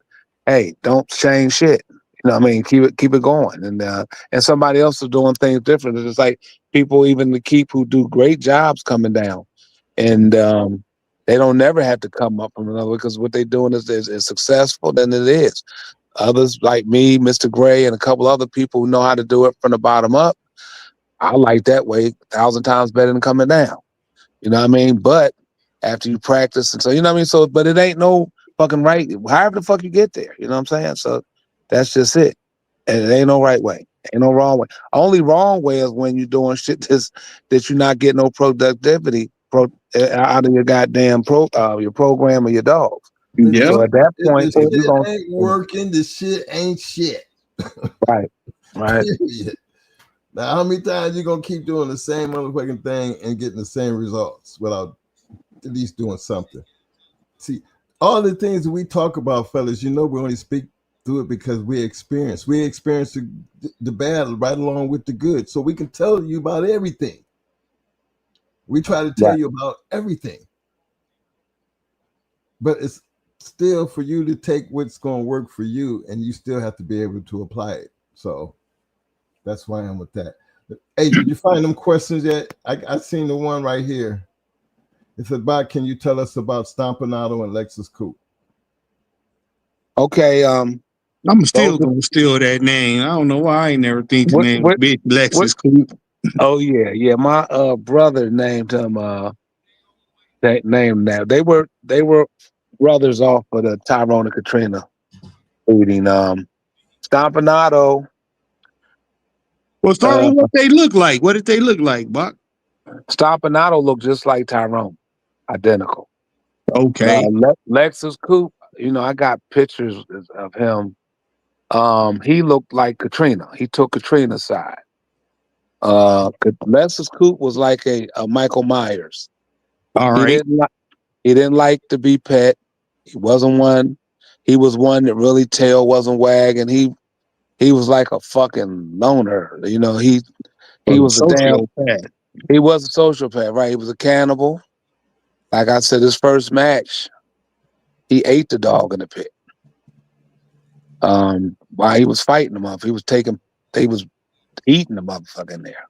So at the same time, when we rolled him into Ernie Swain's, we were at his place back in the day, and like I said, I mentioned the name, but shit, that's been over 30 years ago. So ain't nobody heard else. I wouldn't drop his name, but he's a legendary dog, man.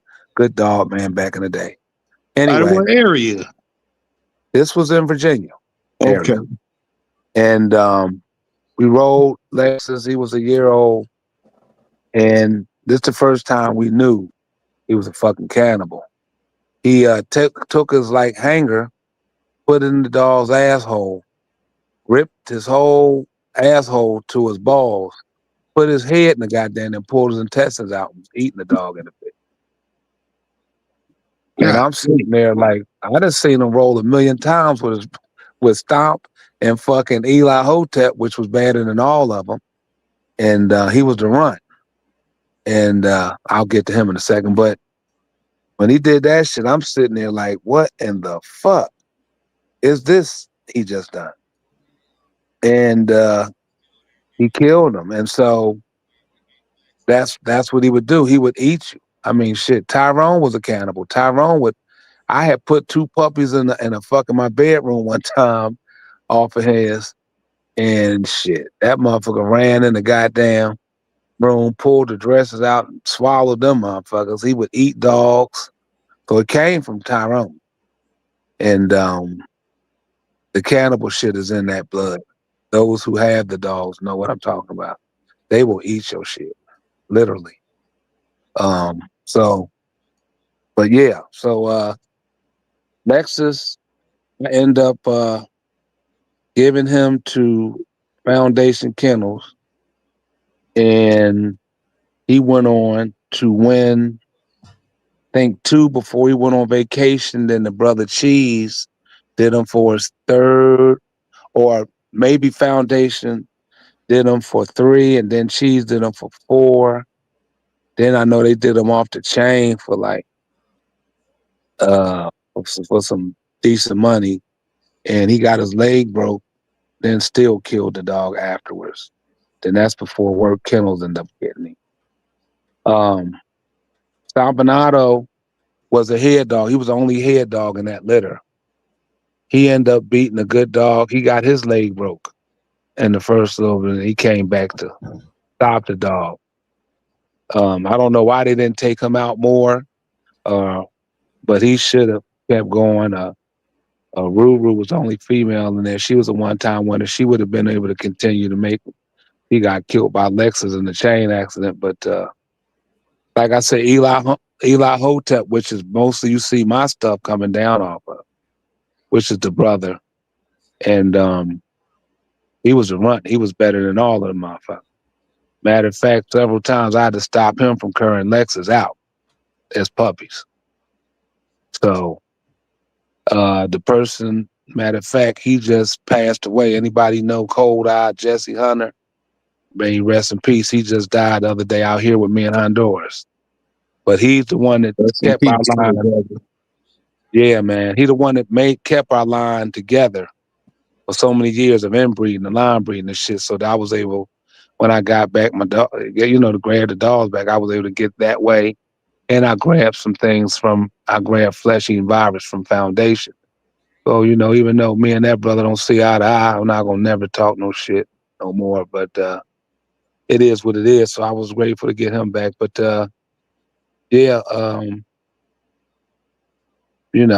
pretty much they were nice. They were nice dogs. I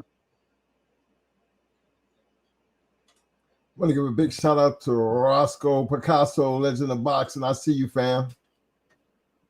What's up with Little Rock? Little Rock in the building. Yeah. Rock. We changed his name to Roscoe Picasso. That's cool. Big shout out to Full Bite Kennels. Cool Bean, representing 1203. What up, fam? Let me see. I think Balls Deep put a question in there for you. What? Yeah. So he's saying Roster Man's grand champion Bronson, how was he bred and how many grand champions did Roster Man have? And a rumor has it Bill couldn't play in the fast lane. See, I don't want to do all this shit. How the fuck a motherfucker couldn't play in the fast lane? That's the only lane we was in. So he couldn't play in the fast lane. And when we played with Fox, man, he was out of his league. I don't. Who was out of their league? He played with. Okay, hold up. Fast lane when he played with you and Rasta, man. How the fuck is that? That's false. How the fuck is it false? Fat Bill was in it before me. Him and Rasta Man was in it before me. They was already goddamn fucking big name fast lane dog, man, when I met both of them. You know what I'm saying? I mean, he had already fucking had Bolero and all them fucking winning. You know what I'm saying? I mean, shit. I can't say it was a matter of fact of anything. I kind of hooked up with them. We partnered up after meeting up with them because they wasn't too far down the road, a couple hours from Virginia. But I mean, like I said, when I met those guys, they was rocking and rolling. But no, that's not true, bro. That's just not true. at all. Terribly a rumor of falseness. Again, I don't never know Fat Bill or Boone for that matter, but I'm just saying both because they were friends. They were together because they lived next to each other, a few minutes away. They were already beat. They was going into Tants and Crenshaws and the Holcombs and Nah, fucking, what they talk you know, about is when they crossed over, because y'all the reason Fat Bill crossed over. That's the crossed part over to what? I'm trying to look, crossed over to what? to the brother side. No, that's bullshit. Because him and Boone grew up together from high school. No. I'm talking about in the Okay. dog thing. Remember when I'm talking about when see more out of it, but I think that was when he fought Hilfiger against you know, when he took them 3 losses. I don't know about that particular dog. I'm not sure about that particular. No, 3 different dogs actually. It was a 6-time Right. winner and 5-time winner. But you know, he ended up losing to them brothers, and that's why Moby's saying what he be saying. Oh, I don't really know. Maybe I'm lost to the conversation at hand, but I'm just saying for the question, he just okay. I know what he's trying to say. Okay. No, what we're trying to what I'm saying to that question right there didn't have nothing to do with the Tants and all of them. That had a whole lot to do that when you stepped across that line and you went into them brothers. Remember, that's when things felt like, you know, he never came back. You know what I'm saying? That I can't. No, I know yeah, you can't. I wouldn't. Yeah, no, right. I know all the 3 people that beat him, and that's all Moby. No. I'm not saying that couldn't have happened, but I couldn't say. You know what I'm saying? That in terms, I wasn't looking at that. That's why I stand on the point that Fat Bill didn't right. for nobody. Okay, so hold up. Let me see. He played on both sides of the tracks. Right. No, he was just bulldogging. I don't think nobody was looking at white, black. They was just fucking going into fucking dog, man. You know what I mean? Whoever has some good dogs, good camp. A lot of people play the Dixieline connection thing as it was some type of race thing, but it wasn't. It was just no. It wasn't. It couldn't be. It never was. I'm speaking from what I know. Right. It was couldn't never be like that. It couldn't be. I put it this way, and I'm not defending anybody or making anybody more than who they are. When I used to go up in the Carolinas, it wasn't but me, Boone, and maybe about 2 people. It's 200 white guys out there. Ain't that many blacks out there, motherfucker. Perry Powell, you know what I'm saying? Few brothers. And Fat Bill, he was always with us. You understand? And then be talking shit to any, so it was like, but it really wasn't that type of, no type of fucking racial divide in those crowds because I wouldn't have never went for that. That's how, that's how it almost got into a gunplay with the shit when the motherfuckers called my brother N-word. That we did Tyrone that night, but I had already paid the forfeit, but we did it after I paid the forfeit and fed them. But my brother and them were trying to shoot these motherfuckers, you know what I mean? So, but we never had ran into no other shit other than that. And I didn't even hear it because I was with Fat Bill in the van, like way away from the pit. But normally we didn't have that shit. And a lot of people wouldn't even have that shit around. Even I'm talking about the white people wouldn't want no white person making that stupid ass, you know what I mean? It was none of that. But in terms of, like you said, in terms of him going against brothers versus his own, then I don't have that type of record. No. Secondly, balls deep. No, I'm from Philadelphia. Fat Bill came from over in England and came to the States. Him and Boone went to the same school. Boone was, I think, a grade or 2 higher than them. They grew up in that area together. No, I'm from Philly. Nope. Yeah. Yeah. But that's what I always say. I might not, me and Fat Bill might have our issues because I just don't like him because he talked too much shit. He told me crazy, but that don't have nothing to do with him as a dog, man. My thing was he was never scared. I ain't never known the man to be scared to go into anybody. Cause shit, like I said, he did bring his shit over there, and he got his head cracked. Yeah, I talk shit about that part because you act like you don't know me, but I know a whole lot about you, and a whole lot about the people that beat you. Yeah. So I didn't never say anything about him being racist because a racist person would have never put himself in a situation to be beat. Right. So that ain't never been Fat Bill. Now, like I said, I can't never speak on anybody. I never saw, and I ain't gonna lie to you. When I first fucking seen that Dixie Line Connection bullshit, to me, I was like, fuck is we around this racist ass motherfucker for? Anytime I seen the Confederate flags and all that shit, from me being from Philly, we be ready to fight that against, that wasn't cool. But shit, once I start getting down the South and then you start meeting different dog men, and even those that was so-called supposed to be racist, I couldn't find nothing racist about the motherfucker. You go to their house and fucking get the red carpets and all that shit. Like I tell a person, if you're a racist, how are you gonna fuck with somebody that you're supposed to be don't like? You supposed to hate. You know what I mean? I ain't never seen, because if I'm not fucking with somebody, I'm not fucking with them. You're not gonna see me speaking to the person and shaking hands. We ain't in the same. I don't want to be around a person.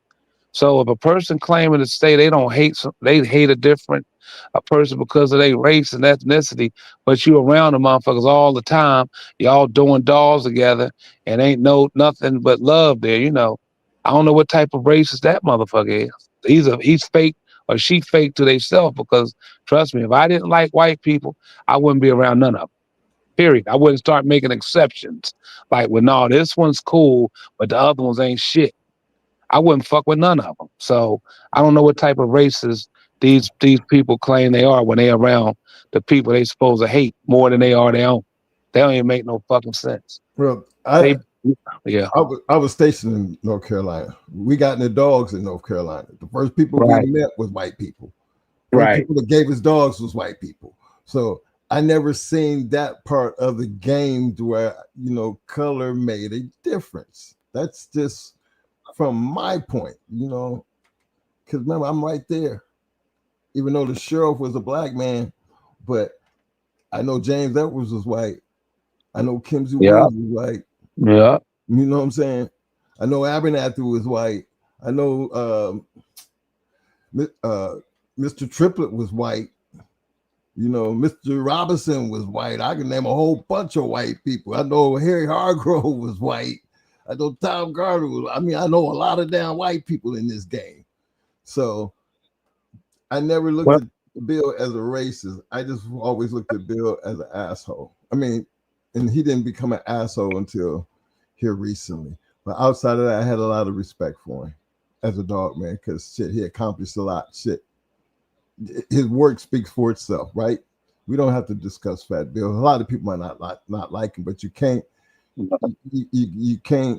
act like that he ain't deserve who he is, because shit, the man's name behind a lot of good goddamn dogs. So can't help shit. You can't take away nobody's accolades. You ain't gotta like a motherfucker, but you can't take their shit away. That's right. You can't take nobody's shit. I ain't got to like him, but I can't take nothing away from him as a dog, man, because hell, I respect it to the utmost. Right. Okay, well, Full Bite put a pedigree in here.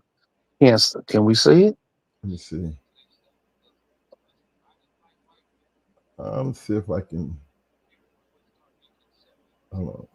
I'll see if I can put it up here. Let's see. I can't do it from over here. Oh, okay. Yeah, balls deep. I seen a lot of his dogs. His dogs were he had some good ass shit. You know what I mean? Like a lot. Like I said, a lot of people had good dogs. He was one of them. I'm serious, man, when I say this. It really wasn't too many people had some shit dogs. You know what I'm saying? Back then. It really wasn't. I didn't see a whole lot of shitty dogs back then. I mean, hell, we'd have been in $300 fights that was better than $100,000 fights. Just with people you don't even fucking know. And you get there and be like, what in the fuck? I'm talking about top shape. I'm talking about damn good bulldogs. So I say it all the time. To me, a lot of the hyped up dogs wasn't better than the motherfucking $300 matches.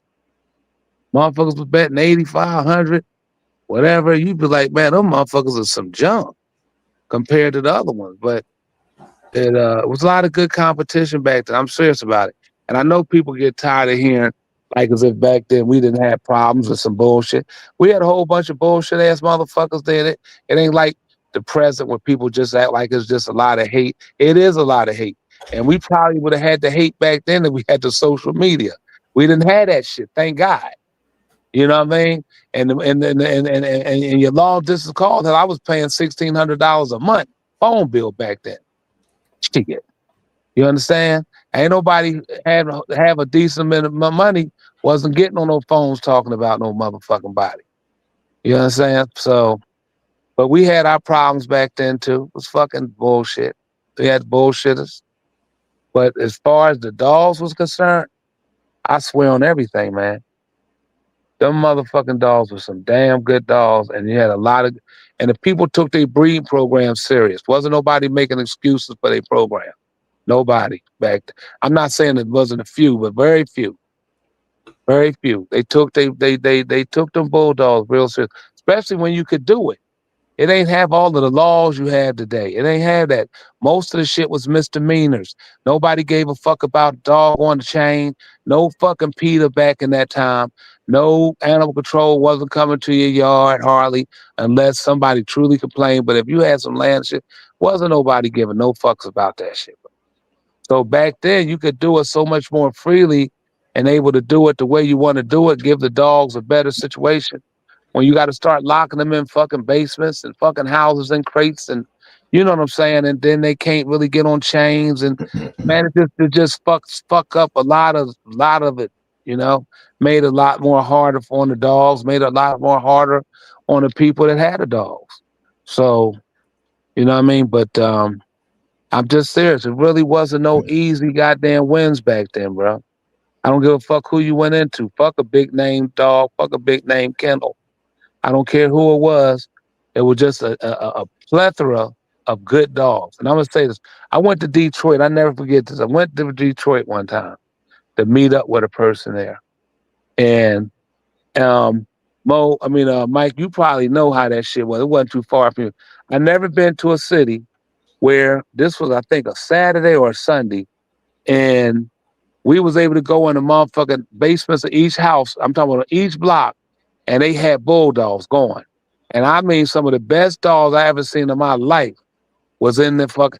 I mean, it was crazy. Like, fuck it, you go in this house, you go down a couple of doors down, they goddamn doing high caliber dogs. You go around the fucking other block, go and and the shit was crazy. So I'm talking about you got McNasty, Suburbanite Paul, Big all of them Ralph, back there. Graveyard, everybody. Graveyard. I mean, Everybody, all bro. the people right there in that one area, bro. But just the cities, no the names yards. you don't know. Yeah, Right. I'm talking about regular fucking hood, bro. Dude took me in. Man, they betting 15 grand in all the houses. And I mean, when I'm looking at the quality of fucking dogs, I'm sitting up here like, kid, I'm all down south. I ain't seen these motherfuckers. I'm like, these is regular cats and they was had some good dogs. So back then was just some fucking man. See, that's some what I good ass love shit. about that area right there, because you couldn't really, when you got such high quality people in that area, then y'all should clearly understand when we travel why we was able to travel like that, because the work had already been done. Oh yeah, got that much quality around you. There's no need to keep beating up on each other. Let's get together and let's ride out. And we rode out. McNasty and them didn't have a problem traveling. Paul hell didn't have no. none. We didn't have a problem. Nobody had a problem traveling. Mr. T made recipes. He the one taught me how to fucking travel. I didn't know how to travel. He taught me how to fucking what to do. The fucking depending how many hours you're going out and how long you needed to be there beforehand. And I learned a lot of shit. Mr. T taught me mostly a lot of shit that I learned. Well, he didn't talk shit to us until we got back from Puerto Rico. Okay. And told us how important traveling was. So, and I traveled everywhere. I never did no dog at home ever. I traveled every fucking where I went. And it was because of what he taught, how to travel, So. Well, out of the country, we weren't prepared for that. Now, traveling was cool. Out of the country move, that was a little bit different. Yeah, that's a little different. That's a little different. Yeah, it is. But that was a learning process. But like you said, now it was like that, and you already know how the Detroit area was, and then you got Romulus, and you still had Flint and Saginaw. Yeah. You had all those spots. I mean, all them hot spots, and all of them had some badass shit. History and people you don't even really know. I'm talking about ain't no big name people, none of that shit. I'm talking about regular, everyday motherfuckers. And they, and that's just in Detroit. But I mean, it's like the brother put in here, by every fucking where. It was every fucking where. Yeah, it was just quality. Yeah. You could buy a good ass dog for $300 from a motherfucker that you don't even know. He fuck the papers, motherfucker. He's like, hey, I like $300. Go out there and beat grand champions with them motherfuckers. You understand? I've been a lot of goddamn places, and I'm telling you, man, they was bulldogging every motherfucking where. Yeah. Every fucking where that we went, people had some bulldogs. I mean, some good goddamn bulldogs. I speak highly of the DMV. You hear me always give my DMV, Detroit, my Ohio people they love. Yeah. I'm always giving my big shouts out to all my people out in Chicago. That whole section right there. Yes, sir. Plus Chicago, Illinois, period. That motherfucking Illinois. Shit, yeah. Hey. Goddamn New York wasn't no hoe either. No, you just couldn't go. You couldn't go no motherfucking where. Couldn't go nowhere. Tennessee, Kentucky, fucking Arkansas, Oklahoma, Texas, Cali, Las Vegas. I don't give a fuck wherever you wanted to. It was good. Get it. Good bulldogs, right? You was looking for it. You was gonna get it, and them boys didn't have no problem on getting up and saying, "Hey, let's go." I mean, big pots didn't matter back then because when you got a lot of people riding shit, the pot gonna get covered. That's just the way it rolled. That's the kind of game I came from. Right. We posse it up and we went. Well, brothers, I'm getting ready to run. I got a little shorty coming around this motherfucker. And it was beautiful being invited to come up here anytime for the family. Nothing but love for the twins. Ram, you still here? Yes, sir. Shit, I was getting ready for it. Shit, I gotta get off too. Yeah. And the brother and I appreciate the questions. Mad love for the brothers in the chat. Mad love to y'all brothers. Whether the ones ask questions or not, it was good hanging out with you brothers.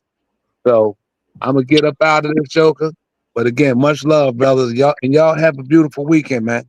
Hey, Bach, it's always a blessing to have you come through, bro. Again, big shout out to you and Ram because y'all like family. Y'all the reasons why we do what we do.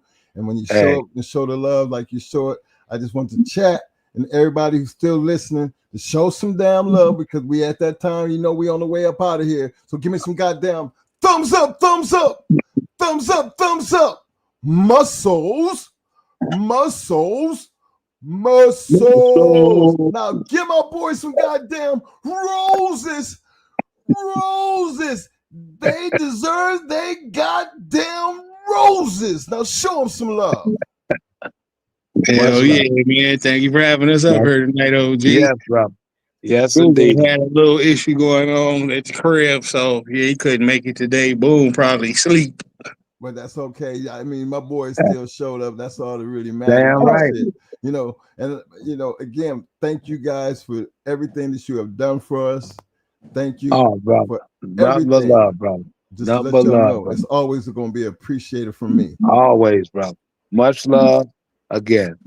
So again, y'all brothers have a good one until we do this again. We ain't got to do it so long. We'll be here next time not so much time in between, brothers. All right, brothers, y'all have a good one. You too, LG. Good, man. Don't be making no new babies. You know, I'm trying not to. Okay. I'm still coming to see you, fam. I'm still coming. I'm waiting. The door is open, baby. The door is open. I told you that. Okay. All right, brother. I'm holding you to it. All right, man. And you ain't got, you know the word. My word is bond. I'll talk to you in a minute. Come on. Yes, sir. Peace. All right, Ram. Hey, fella, I really appreciate you guys for showing up. I haven't figured out what the hell went wrong, but guess what? We still made it here. We still got it done. Hopefully you learned a whole lot from just a lot of the conversation. I'm still going to be saying this until the day I die. Talking don't really get nothing accomplished. You know what I'm saying? If that's all you're doing. But as long as you're putting in that work, it's okay to talk. And that's how I feel about it. I'm going to talk my shit because I'm going to be about my shit. What you need to be worried about is when I stop talking. And I think that's what's important and what's needed in everything that you guys do when it comes to dealing with these dogs. You got to be in it full-fledged. You got to put your heart in it. Because if you want it bad enough, why can't you enjoy it? I see people scoring touchdowns and they do their little dance and everything. They showing their shit off. They just walking off the field like ain't nothing happened. You don't win championships and act like, oh, it's just another championship. No, you celebrate it. And that's all I want to see. To me, let that be what drives your enthusiasm to be better, to have better, especially when it comes to this community. This community wasn't built on just talk. This community was built on a lot of work, a lot of hard work. And I just don't want to see this game lost to talk. I want to see it expand through the work. Because the work will outshine anything anybody's saying. You talk that shit, but you really ain't about that shit. Because if you was, you would have something to show for it. So let that be, that extra stepping stone to greatness, coming from me, because I feel like that is what's needed. There's a lot of things going on, and these things can't strive without you guys' participation. It's okay to participate because, again, that's where you get your chance to shine. It's okay to talk and you shit on Facebook and all that, but that talk becomes something different when you start bringing them ribbons home or you bringing them championships home, bringing them wins home. That's where it matters because you ain't just talking, you're actually doing. And that was my sole purpose and the point I was trying to get across tonight. It didn't take a whole entire show to get that point across. Like Bach said, hopefully y'all got it 20 minutes after I started talking. But just because it might have been breaking up, you might have lost it. But just keep that thought in mind. It's okay to talk. Where talking gets bad is when you're not doing nothing. So that's what I look for to happen in the future with this, what we call the new. And I'm trying to support it the best I can because it's a learning experience for me. Because at least I'm getting out there willing to see what it looks like, become a part of it. Not standing on the outside and just be talking shit. No, I'm going to lace up my boots and I'm going to jump right out there in the midst of it. And hopefully I can become a part of it to where I can really understand, hey, it's not always about the box. These dogs can do so much more. I want to go hog hunting with one just to see one get in there and see what it's all like. I really want to see what that's like. But I'm open to it. And that's okay. That's okay for everybody to be okay as long as you're putting in the work. And I just want more out of the community, and I need a lot more participation. So, fellas, y'all know where we're going to be at think it's December 8th. We're going to be in Fayetteville. And I just wanted to be a good, because, I'm going back to Carolina. I got people down there. And that's just a good time for me to go visit the people and then have a nice time. So y'all get ready. Get some dogs ready. And if you don't do nothing, just show up just for the networking part of it. Okay? So, fellas, Robert Mack, I see you, fam. My man, Mr. Derek Lockett, much love. Stop biting. Appreciate the rolls, fam. And welcome to the Shark Tank. Who else I got here? I'm trying to pick up all the people that I might have missed along the way. Full Bite Kennels, all day, fam. Balls Deep, much love, fam. Union County, I got you, fam. Cosmin Cal, I don't know if I shouted it out, but I got you, fam. DB3, aka Ben Ben. Hey, look, fellas, love you, fam. Y'all know what's up. I'll see y'all Tuesday. Hopefully I have all this shit working the right way. If anybody got any idea why my damn circles wouldn't pop up today, why I got to go this way, shoot me an email. Tell me how to get out of this madness. Until then, I'll work over the weekend. Hopefully I have it all back together by Tuesday. But again, much love. Well, let me do this right quick while I'm sitting here bullshitting. Get my little music thing going on. Hey, fellas. The most important thing that I get out of this, and why I keep doing what we're doing, because I'm really, really, truly trying to give back. And when you get the whole story, you know what I'm saying? And that's the thing. If God permits, if I get a chance to live long enough to tell you the whole story, because remember, for every story, there's going to be a beginning and an end. We still living out our end part. So for any story, I don't know what the end is going to look like. But part of my end is we did a podcast. We started talking about our past. Now, where it goes from there, we're fixing to find out. Because we're 3 years in, and I'm pretty happy about what we've done up to this point. But there's so much more to do and so much more to see. And if God permits it, I'm going to be there. And you know why? Because in my heart and my mind, we will always scratch the wind. Until Tuesday, y'all stay safe. Peace! I'm out. Yeah!